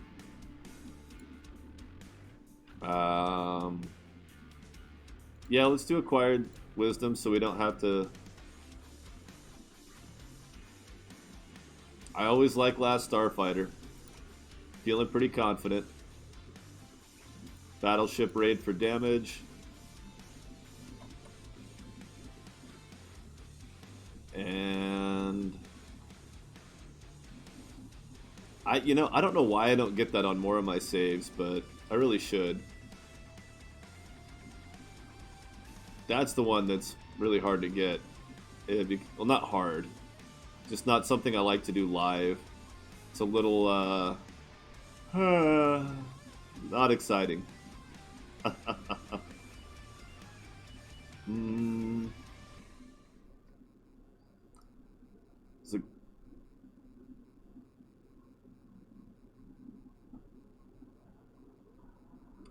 I'm not going to get tutored because I'm going to be shooting for mostly...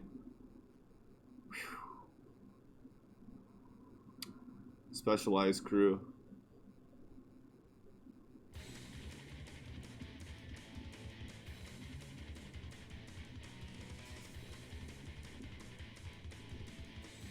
Let's just do fun with maps.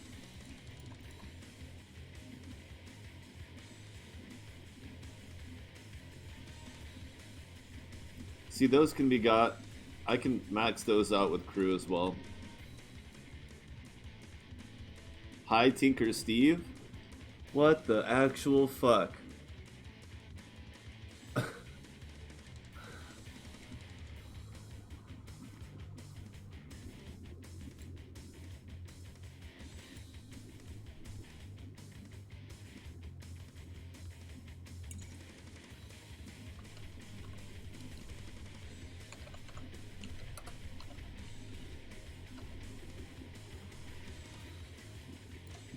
Oh, pun intended.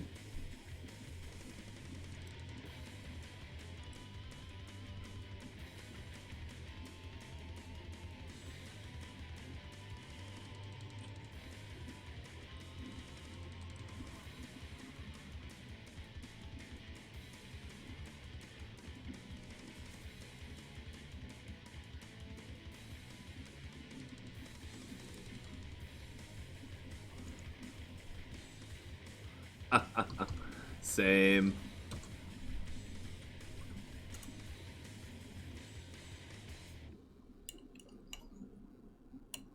Alright, I'm going to think about it for a second, just to make sure, but I think that's what I'm going to go with.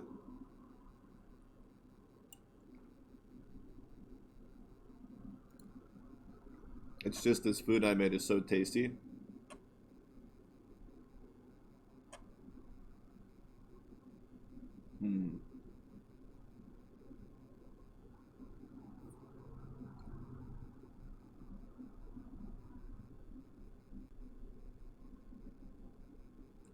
That was the one. That one used to be a yacht, and then it got bumped up. That's a damn fine vet, man. 848. I mean, it earns its blue for sure.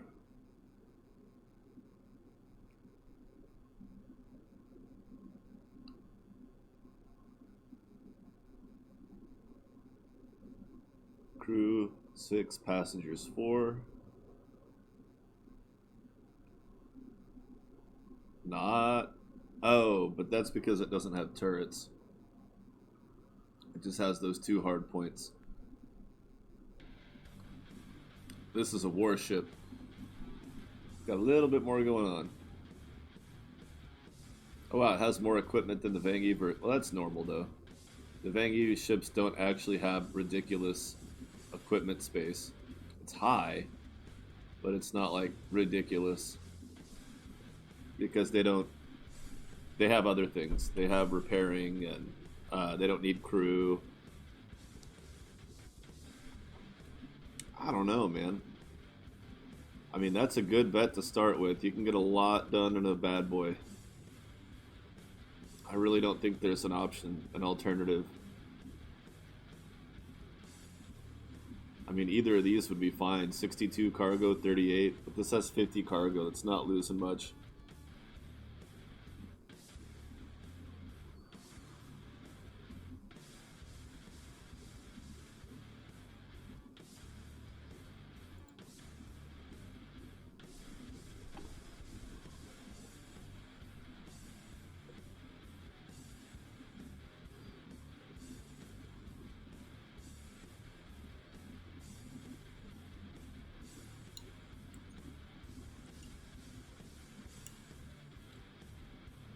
That's looking pretty good.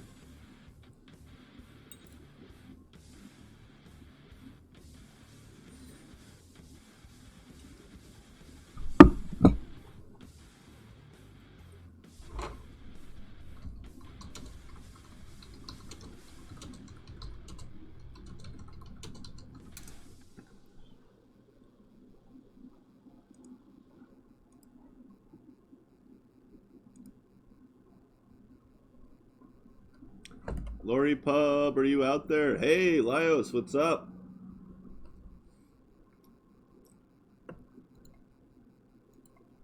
Oh, it's supposed to be crafty. Crafty. It's supposed to be a joke. It's supposed to be silly. There we go.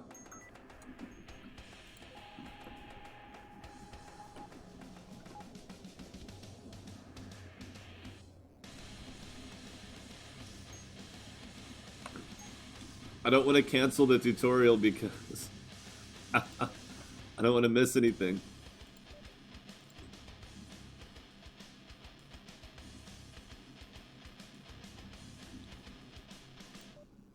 Oh, buddy.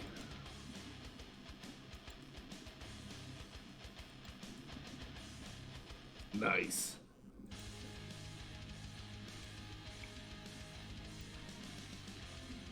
Ooh, crafting drone parts.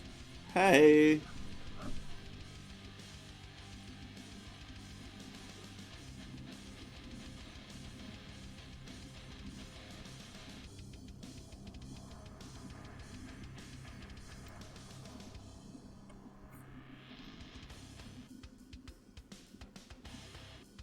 Excellent.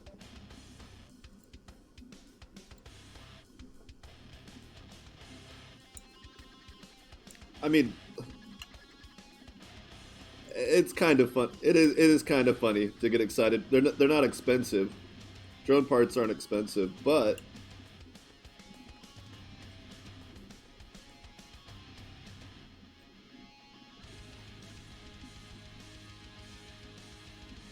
it is nice to have an option to make them for free out of stuff that you find. But it also means that when you get that scrap metal, you don't sell the scrap metal, you make stuff with it, right? And if you've got no explosives or anything else to make ammo or something else with, and the only thing you can do is make drones with it, you're still going to profit, right?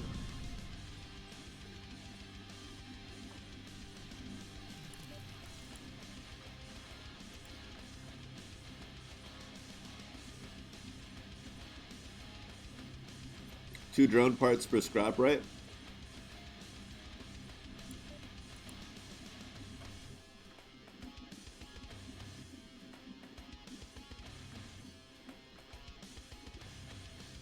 Yeah.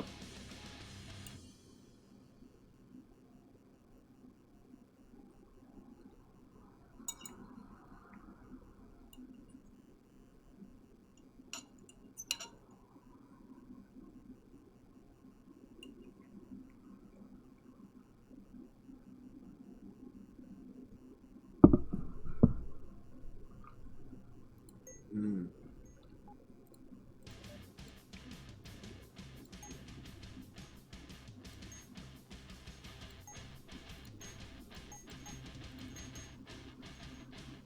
Wow, you never see this much green stuff at the very, very first station.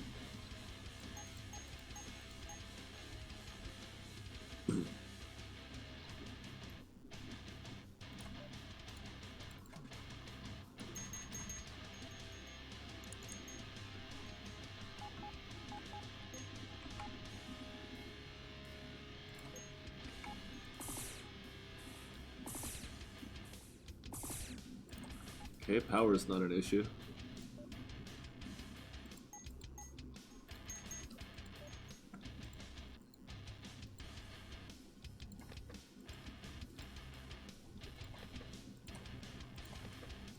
Might be now, though. Uh-oh.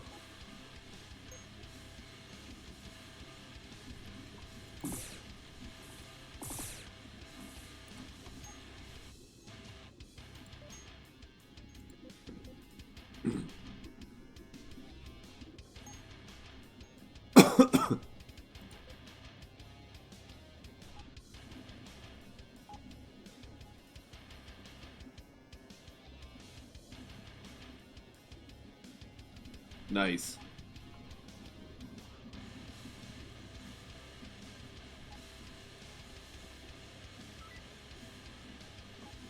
Yeah, I think if you're gonna justify scrap being a crafting material, that you'll need at least two other tiers of material.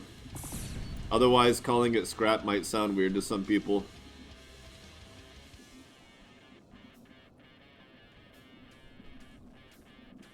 Because scrap basically makes it sound like junk, leftovers, nothing you'd really necessarily want. Potentially not even usable by implication of the definitions.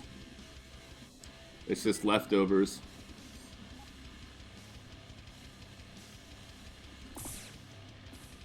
and it doesn't specify the type of metal that it's scrap of. So yeah, I'm trying to remember everything we've already talked about, but I think I already said everything that I was thinking on that. We don't have to rehash it.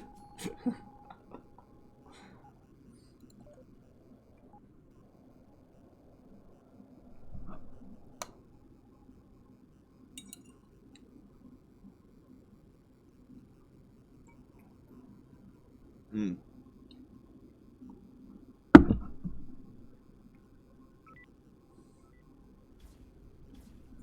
Exactly.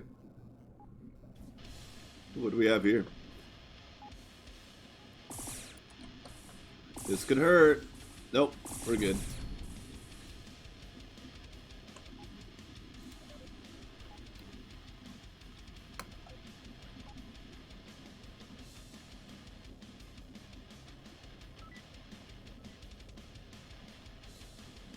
Hmm.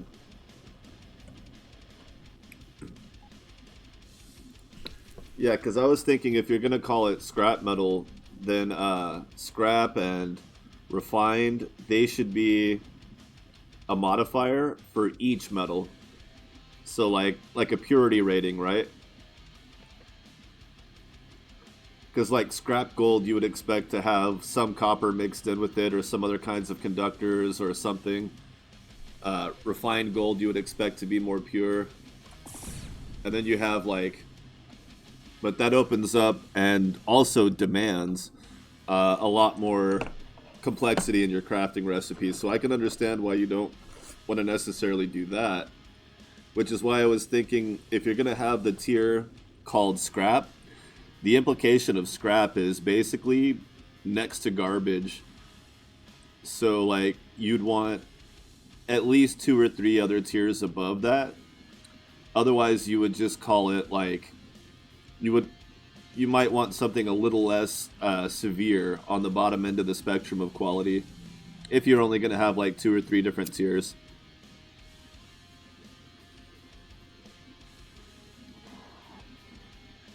It just sounds really extreme, like scrap.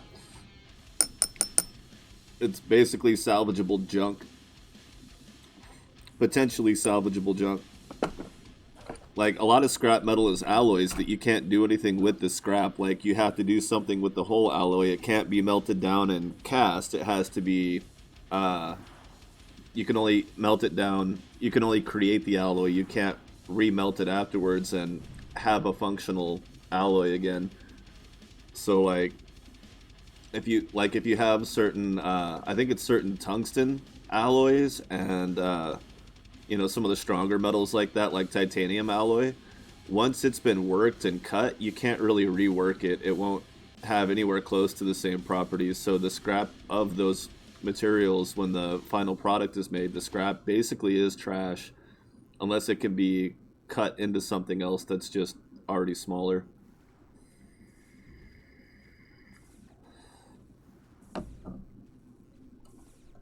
So it does. There is the implication that it might be reusable, but it's slim. It's not like inherent. Excuse me.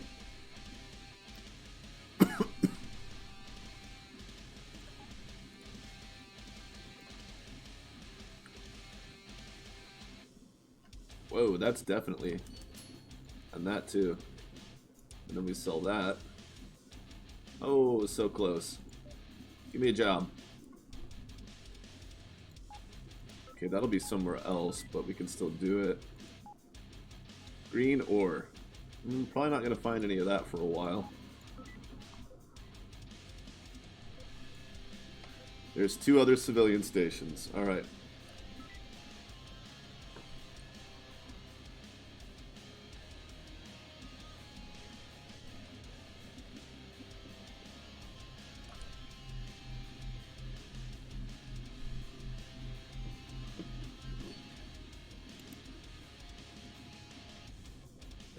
Tigger Punk, hey. So quiet. He said, shut up, I'm playing it too.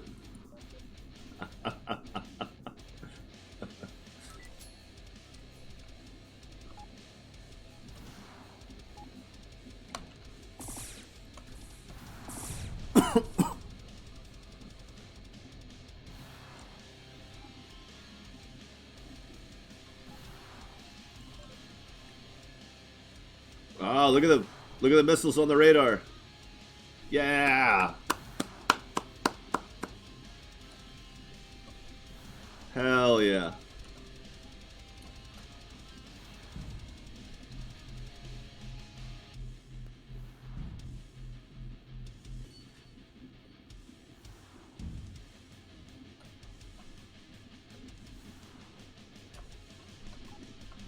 Oh man, being able to craft those, woo! Not having to farm them or suck up to aliens to get them. You just gotta find one and be at a point where you can lose it and make more. The fun part for people will be, oh yeah, I really want to craft some of those. Let me just scrap the one I have for the blueprint. And then it turns out they don't have a high enough level to make more. Or they don't know how to get the materials required to make more. That's going to be a kicker for people, and not in a bad way, mind you. I think it'll be good.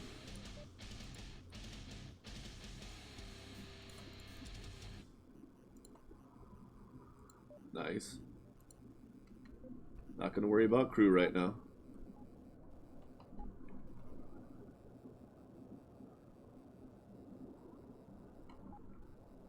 But that'll be really fun for some of my other saves, or even for this one, to be able to craft faction gear that, like, especially Vangie reactors and, well, they're light blasters too. Like, screw point defense, screw PD beams. No more purple.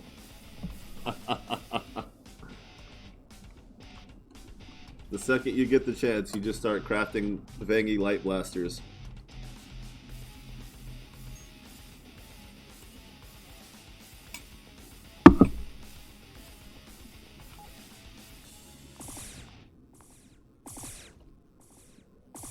Hey, you.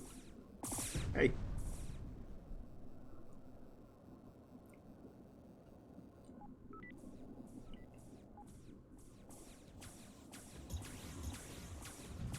Cash money, if I don't die. Oh, they're slow. Sweet. Well, they're going slow now. Doesn't mean they can't go a little faster.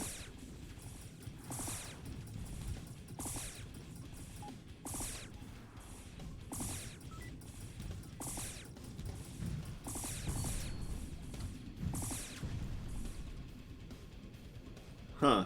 Did it just double fire? What happened? That was weird. I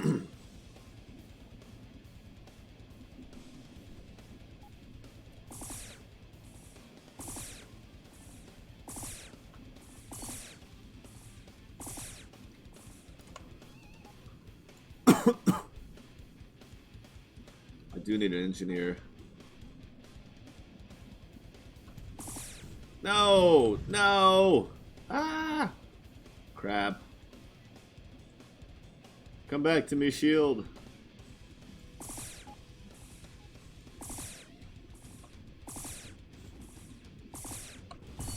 Woo! Base component. Blueprint learned. Crystal chamber. Sweet.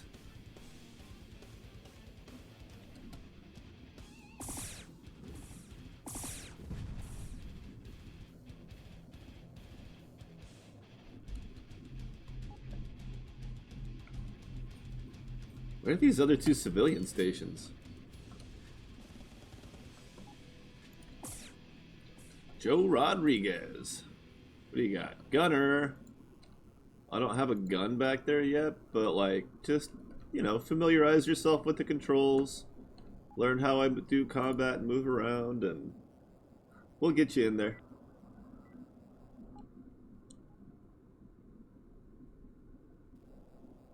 Okay, there it is. Wow. I wasn't expecting it to be there.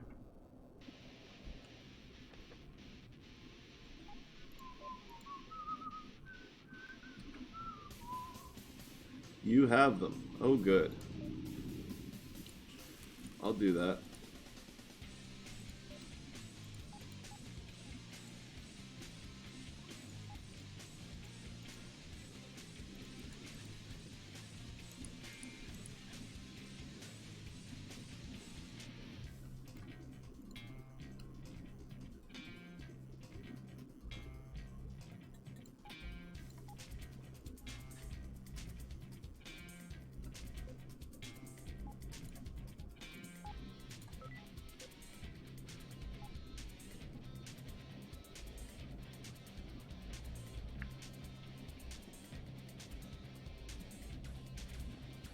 All right. Oh, I didn't actually look at the... We'll look at it in a second. I gotta find this other station. If it's not here, it's up here, I'm sure.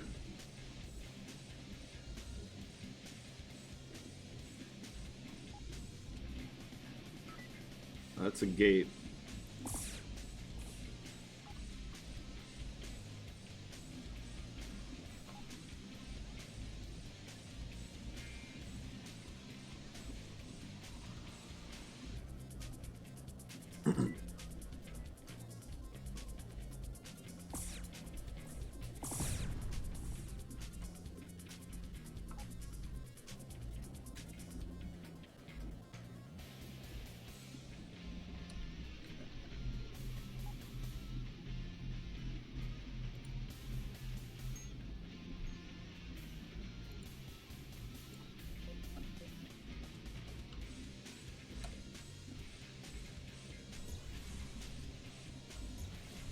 Whoa. Howdy, howdy, howdy. Hey, you want to help me out there, Sibby? Oh no, you don't care about that.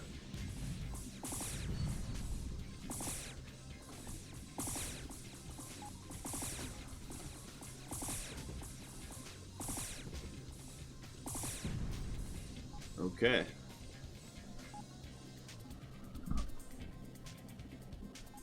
Rad, man.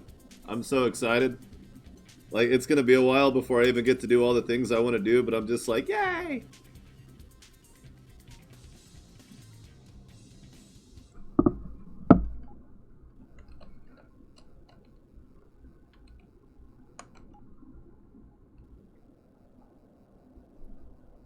Well. Huh. I'm pretty sure they said there was another civilian station. Was it 2 civilians and...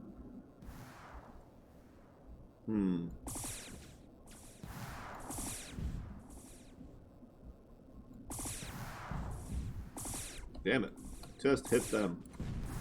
No, the missile guy is the one I really wanted to kill.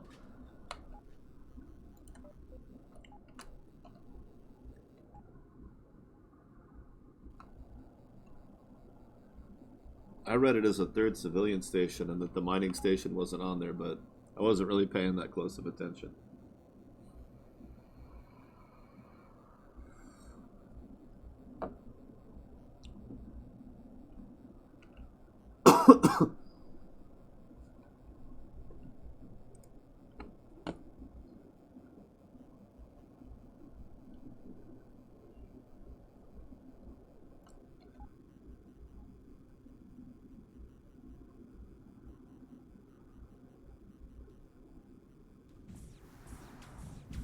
Yeah, that's...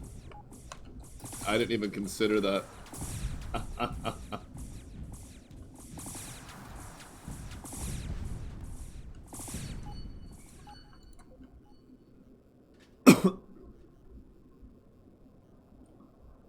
Civilian.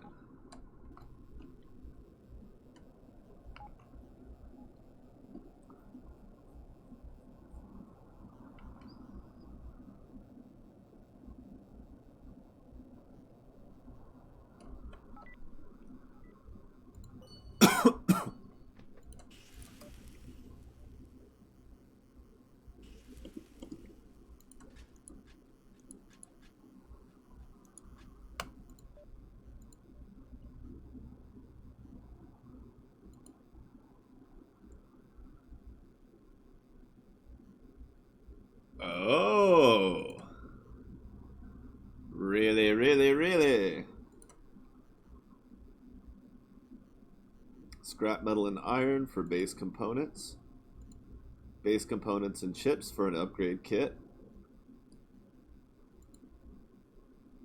And that just says crafting materials, so we don't know.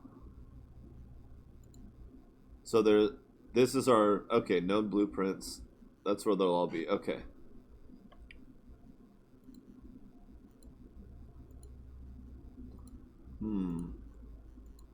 Do you like this setup with the checkboxes, or do you think it should be a 4-tab system? All weapons, equipment, and goods. Would that be much harder to do? Like, basically this, but with an all function? Hmm.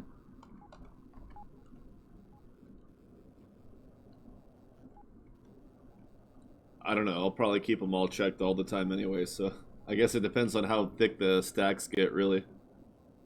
How much of each one there is.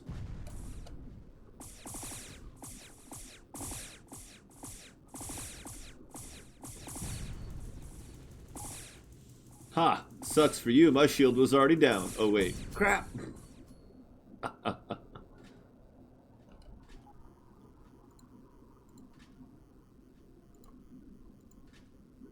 Scrap everything. Scrap everything.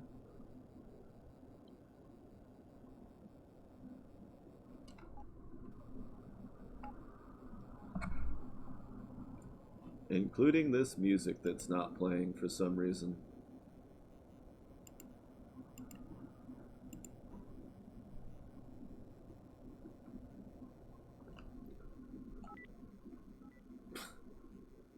Fine.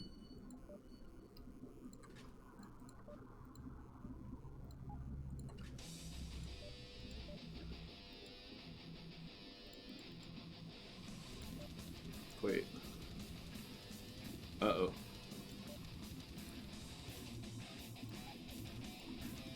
Whew. Okay. Glad I noticed that. Do not want that to be sputtering out on you ever. Wow, 4,000 bucks, huh? Yeah, well, I mean, yeah, they need to be closer together, I think. Either way. But, I don't know, I feel like tabs, just because, or buttons like this, basically tabs, just because it would be more consistent. Like, this is tabbed. This is basically tabbed. This is sort of tabs. Basically.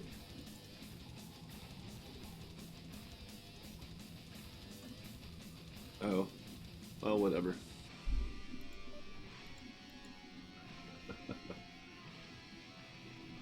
Oh no, I get it. Yeah, that's the only reason I'm thinking out loud before I've even really interacted with it is because you specifically said this was kind of a bare bones.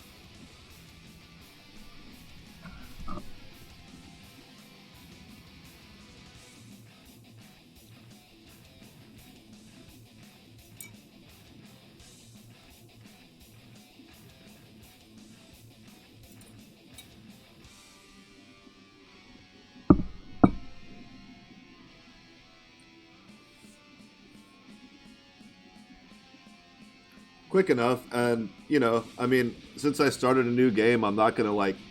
It's gonna be a while before I fill this whole box up to the point that I would even need that.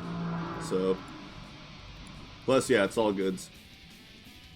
Sometimes when I'm talking about things in the game, I start to feel like I'm being too critical or making too big of a deal out of something, and then I'm like, but I have to remind myself, I'm like, it's early access, it's beta, it's why we're here. I need to say everything I'm thinking out loud, even if I think it sounds kind of silly or unnecessary or maybe too critical. It's just like, nope, you got to put it out there, let it bounce around. You never know when one of my bad ideas will make you think about something else completely differently, right? I, that's why,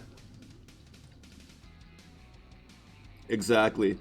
And it's not a bad idea to get what people's first impressions are either, even if they're like completely wrong, or even if they're looking at it wrong. It's like it's a matter of you understanding how your work gets interpreted. You know, like when an artist hangs a painting in a gallery, you know, and there's the debut day where people are seeing it for the first time. I bet that artist would just wants to like sit under the painting invisible to see the look on everyone's faces and hear the things they say initially, knowing that they have no expectation, no anticipation.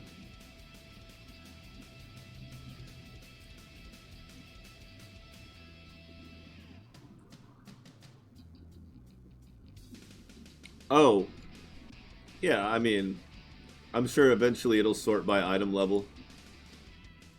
Like, this is item level 11, this is item level 10. I'm sure that'll be considered.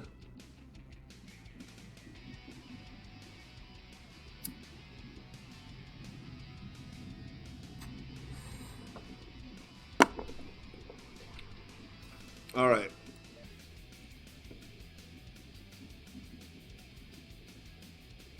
Hell yeah. Well, let's see. What's some stuff I can scrap? 10%, 10%, 10. Okay, what's the cheap one? Well, that's 6% for $1.50.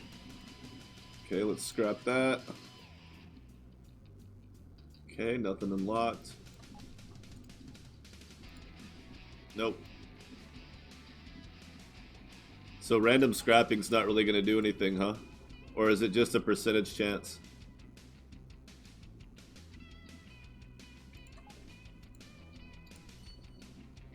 Oh, I got a tech level.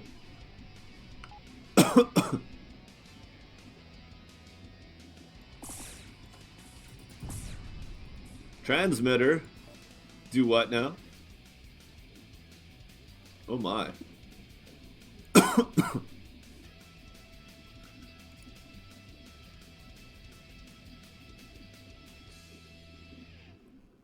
Okay, but I don't know how to make it yet.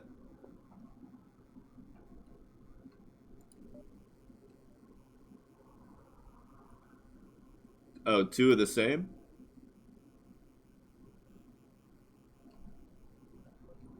I don't get it.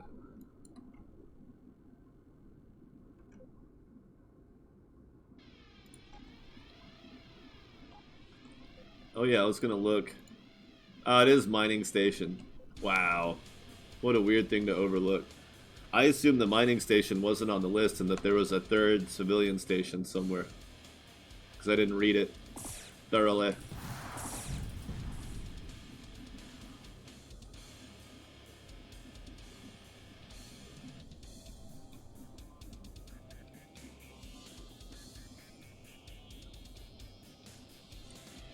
Figured that out pretty quick there, Tigger. Pretty quick.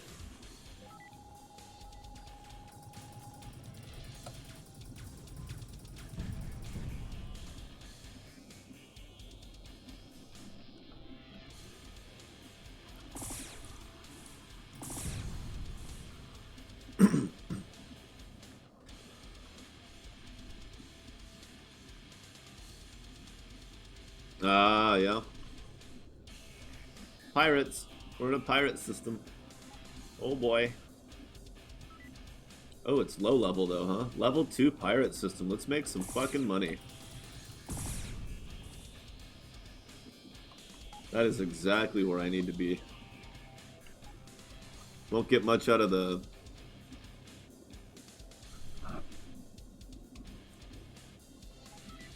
graveyards yet, but that's okay.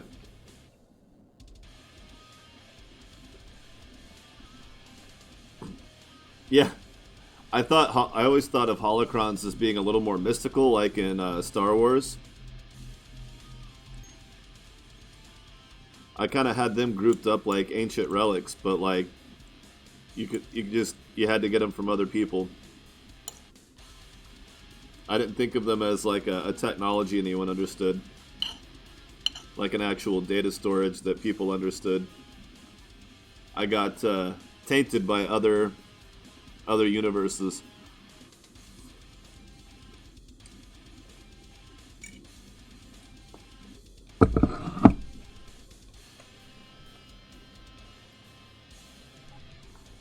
Okay. So the things I scrapped earlier, will they always count towards having been scrapped once for a blueprint, or will I have to go back and do it again? Like, is there a reset on that, or?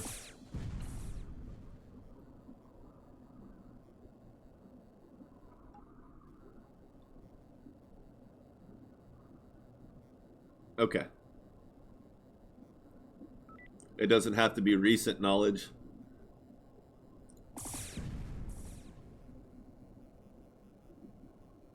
All data gets logged.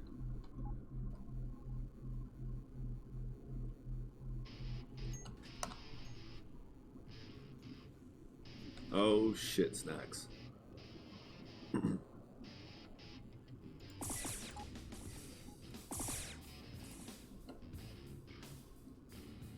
Of course, the Corvette has to be faster.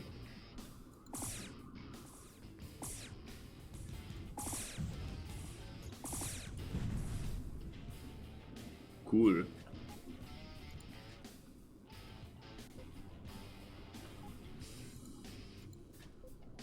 Craft me some scanners.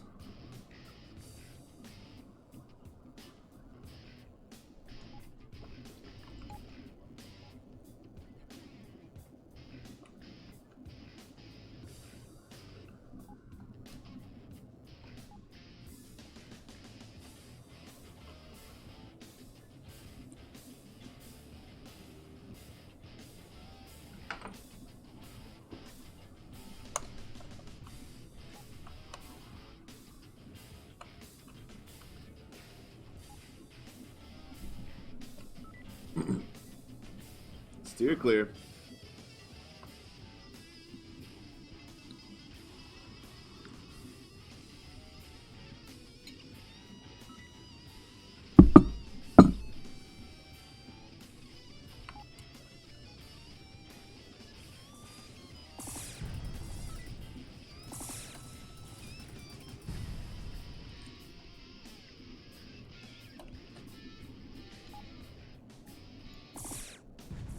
Woo!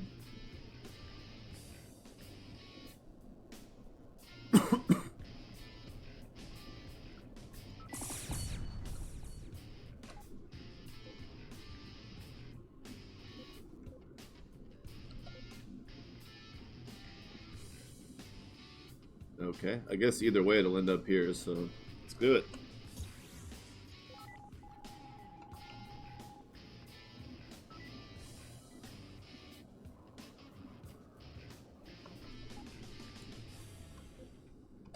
Whoa, what? Oh, that's the home system. No, thanks. You don't start off with a Corvette and then just hang around the home system. You get the heck out as soon as possible. If you have the money to just do some good outfitting.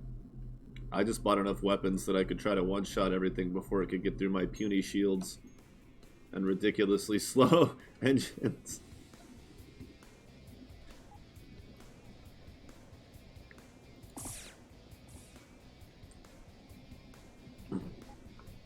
One of the major advantages to starting out with a Children of Terra ship is basically just one-shotting anything that gets in your way. Or at least being able to out-damage it enough over time. I was going to ask if that was different, but... because it looks a lot different than it used to. Like, even the I don't remember seeing anything quite this detailed.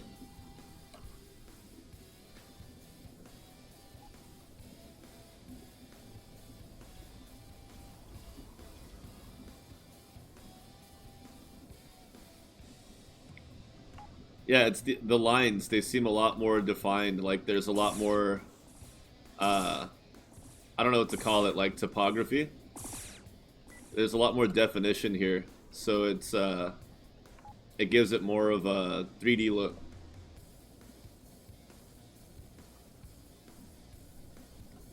Oh yeah, that reminds me.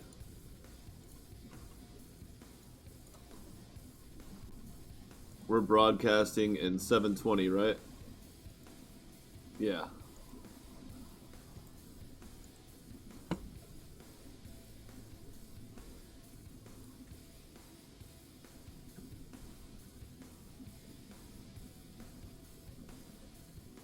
No, you really can't tell the difference.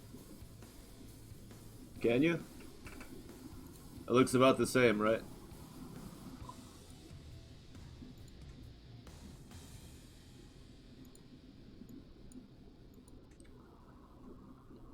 It should look better in 1440 on a 720 source because it scales more evenly than a 1080 signal. I just like that I can crank it all the way up on my screen. Ah, shit.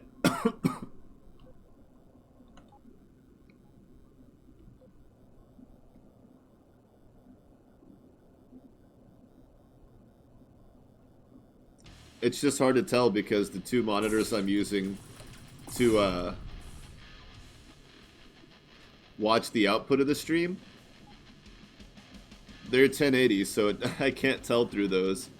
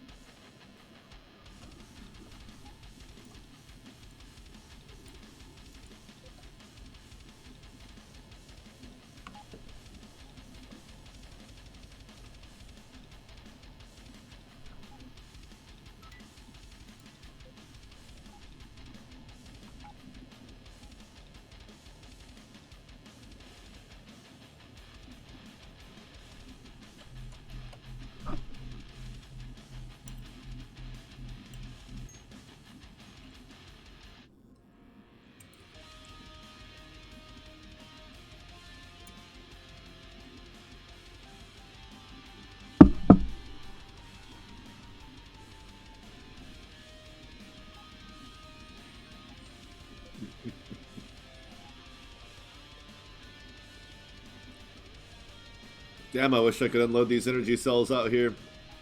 Somebody's got to want them, right? Aha.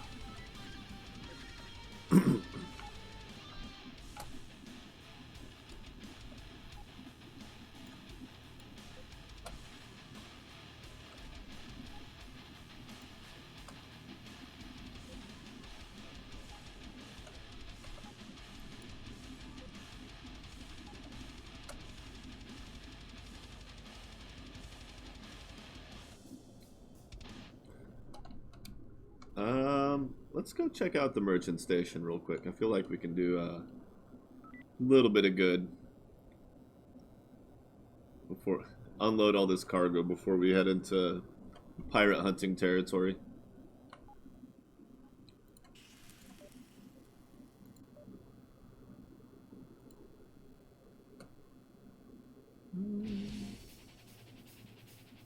Yeah, it's not worth money. How much weapon space? I have 2 left, huh?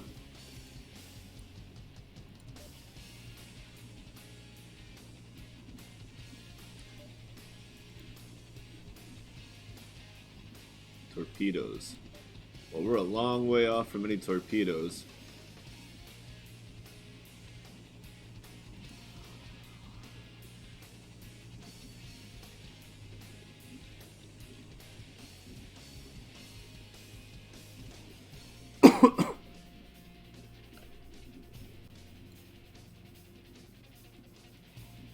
Yeah, there's going to be crafting for certain items that's only going to make sense if you use a fleet.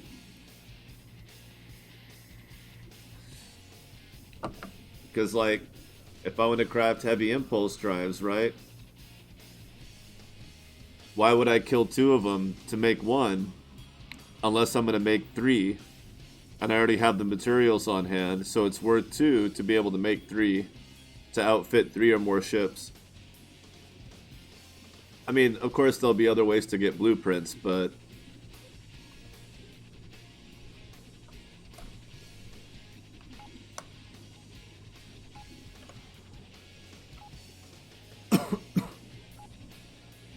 Oh. I didn't actually do the thing I came here to do.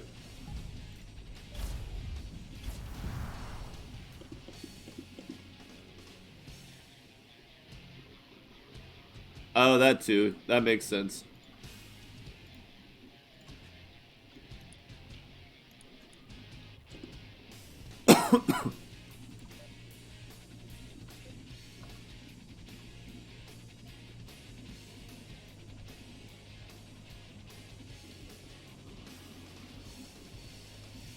Exactly.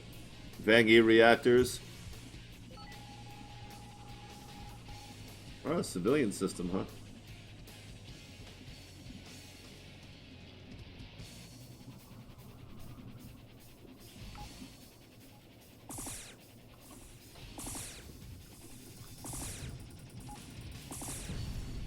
Hell yeah. I mean, these two are good. That's great. I don't know which one I'm gonna get though. I mean, I'm in a Corvette. It's not like I'm gonna have a hard time finding room for batteries, but I'm gonna need them more.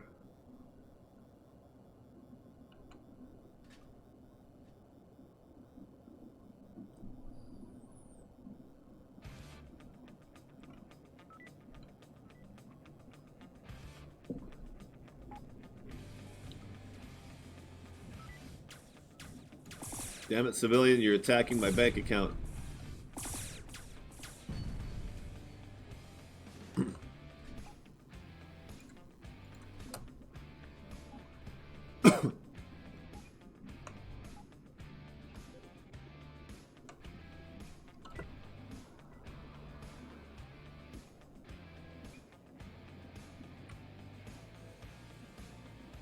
Holy crap. Well, when you put it that way.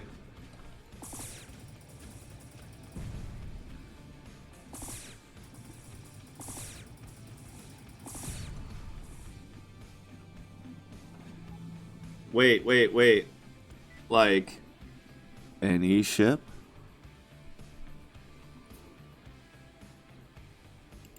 You mean any ship?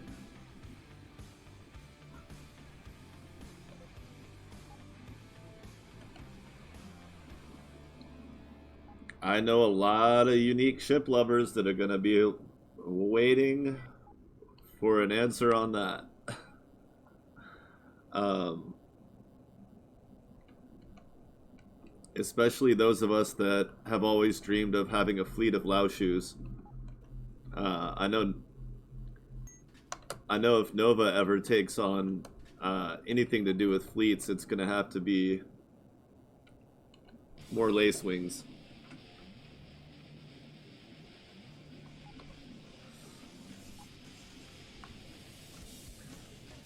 And if you tell Ziggy he can have a fleet of 4 Hephaestus, might be pretty excited. Oh, absolutely.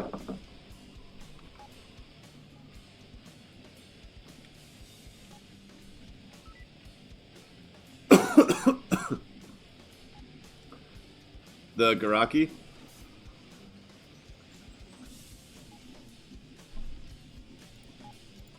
I still can't help but think of the one captain from oh shit, what's that show called? Bleach.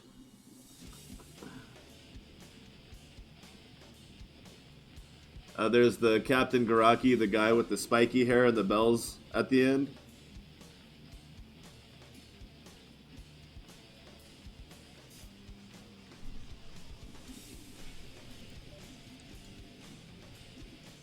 That guy's hilarious. I like him a lot.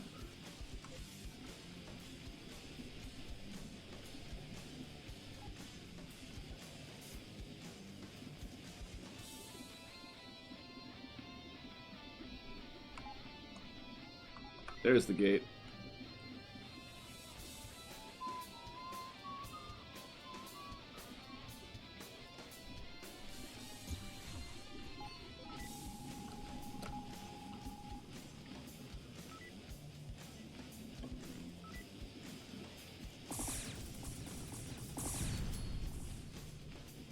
Nice.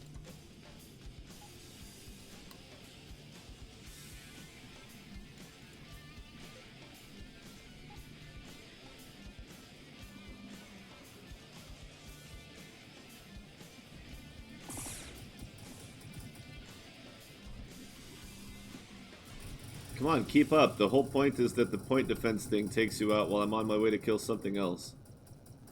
Dork.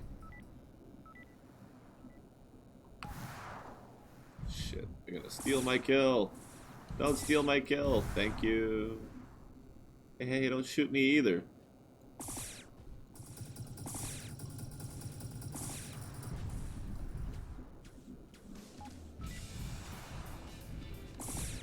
Damn it. Just killing mercenaries out of anger. I was in murder mode.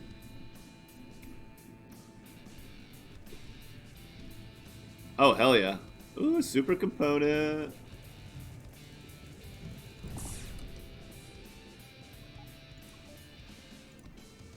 Yeah, like, it should be like at least, what, an hour's worth of work, like, to craft a single Lao Shu? At least. I mean, that's probably the average time it would take. No, it could take a lot longer than that to find one in a scrap pile. I've gone whole saves without finding them in scrap piles. Even ones that I don't start with it. So yeah, maybe like 2 hours? Whatever that translates to in...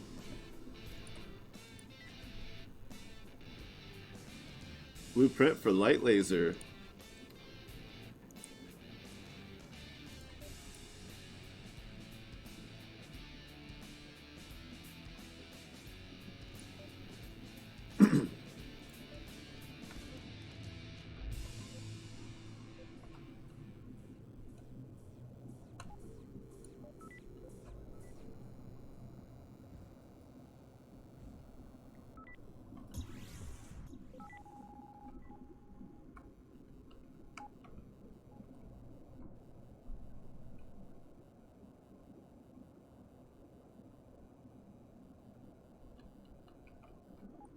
Yeah, because if you start with one, you won't find it from scavenging, will you? It takes it out of that pool, right?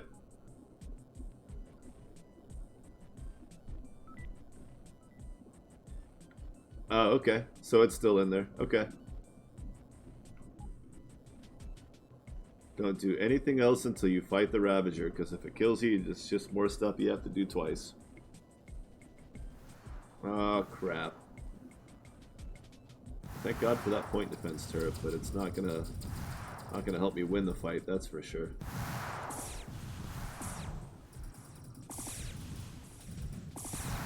I can't even fight this thing. It's a freaking Luna, and it's kicking my ass. It's gonna kill me. Oh no, I outran it. Almost got killed by a Luna, and I'm in a freaking bad boy. That hurts a little. A severely under-equipped bad boy, but come on. It's still a little embarrassing. That's one jacked up Luna. Damn.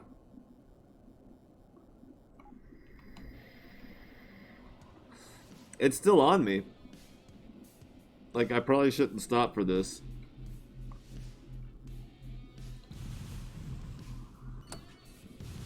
Luna, oh, Luna untethered.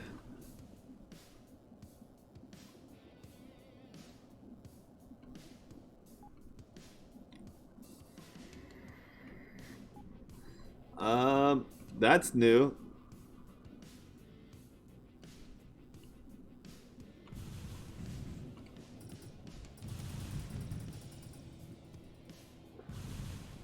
Mistakes were made.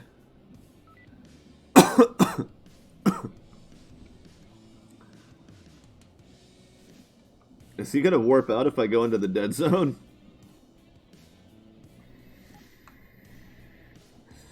I can't turn too sharp, but he'll get another shot on me. I can only slough one shot with my shield before I gotta wait for it to completely recharge.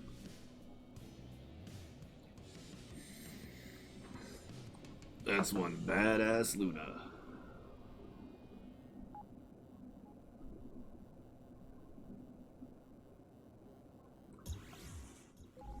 That's what I'm saying. Like, they normally won't go that far. It never de-aggroed.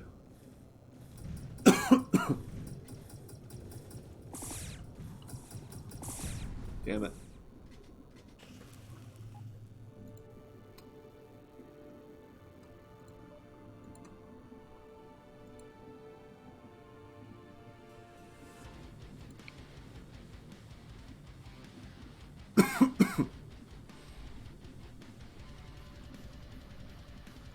I've just never seen him do that before.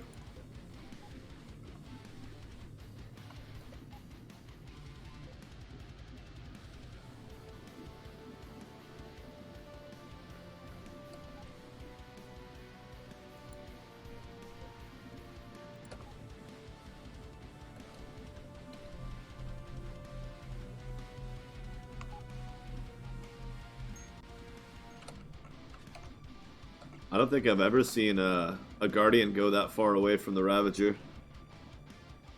They always stay close so they can dock.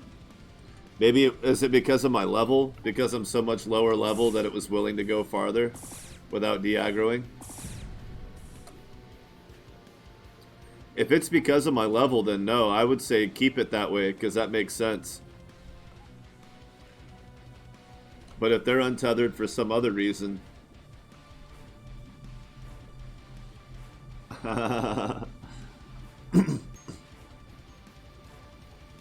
Yeah, I think it makes sense. I think their range should be based on the comparative level. I mean, obviously that thing was going to win any fight with me, so there's no reason it shouldn't have come after me, unless it got attacked by something else.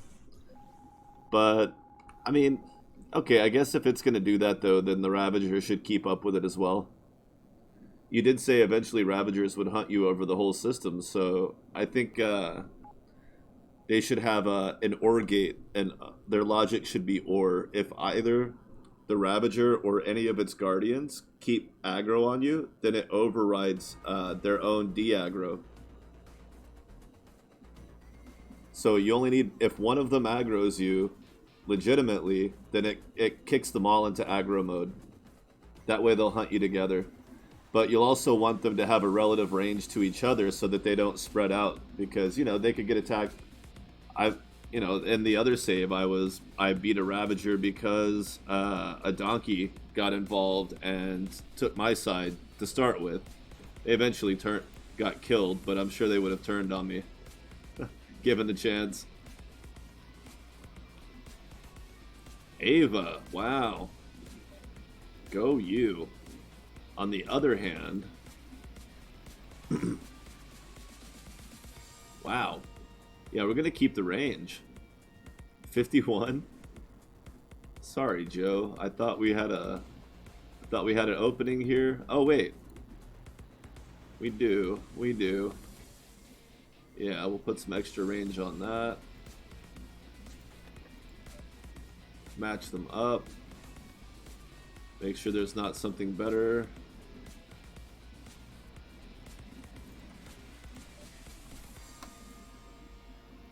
If I scrap 2 Ava Armstrongs, can I craft one of those?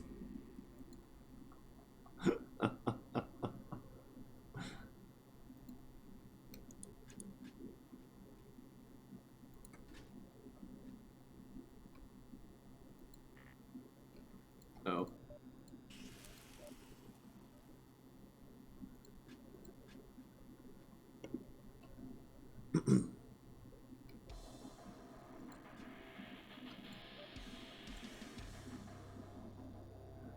I'm about to jump off anyway. It's getting a bit late for me.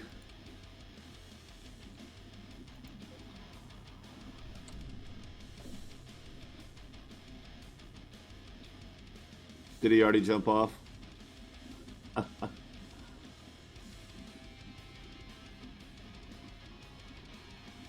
Yeah, I'll definitely come back and do more of this soon. This is exciting. It's going to take time to find everything, get it all there. Get all the blueprints and the materials together. Wait, was there anything else added besides the crafting? It's just crafting right now, right?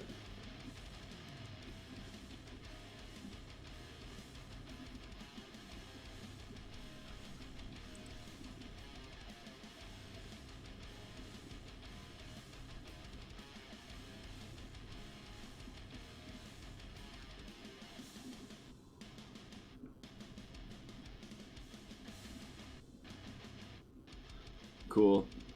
Mojito. Oh, I thought that said mojito. I'm looking at the not beta devlog.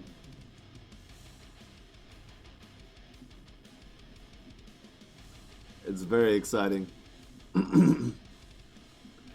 That's a lot. That's a lot. Oh, and the mini map icons for projectiles. Rollo of the Seas. Oh, Sea Sage. I always forget if it's Seas Age or Sea Sage because they both imply, wisdom of the ocean. So it's like I don't have a definition to keep it straight which one it is, but it's Sea's Age, as in the age of the sea. Oh, that's in the game? What? You heard it here first. Unless you're playing and you already found him. Hell yeah. All right, awesome. I'm really excited to jump back into this. Do have to crash out for tonight. A unique one. I have no idea what the stats are. I don't want to know. I want to be surprised. Very excited. So you already found him, Tiggerpunk?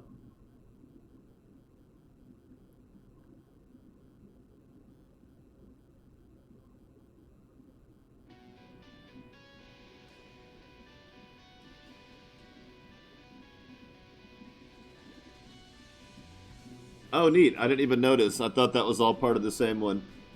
Hell yeah. Cool. Well, we'll come back and do some more of this soon. But thanks for hanging out. This is really exciting, and we'll see you.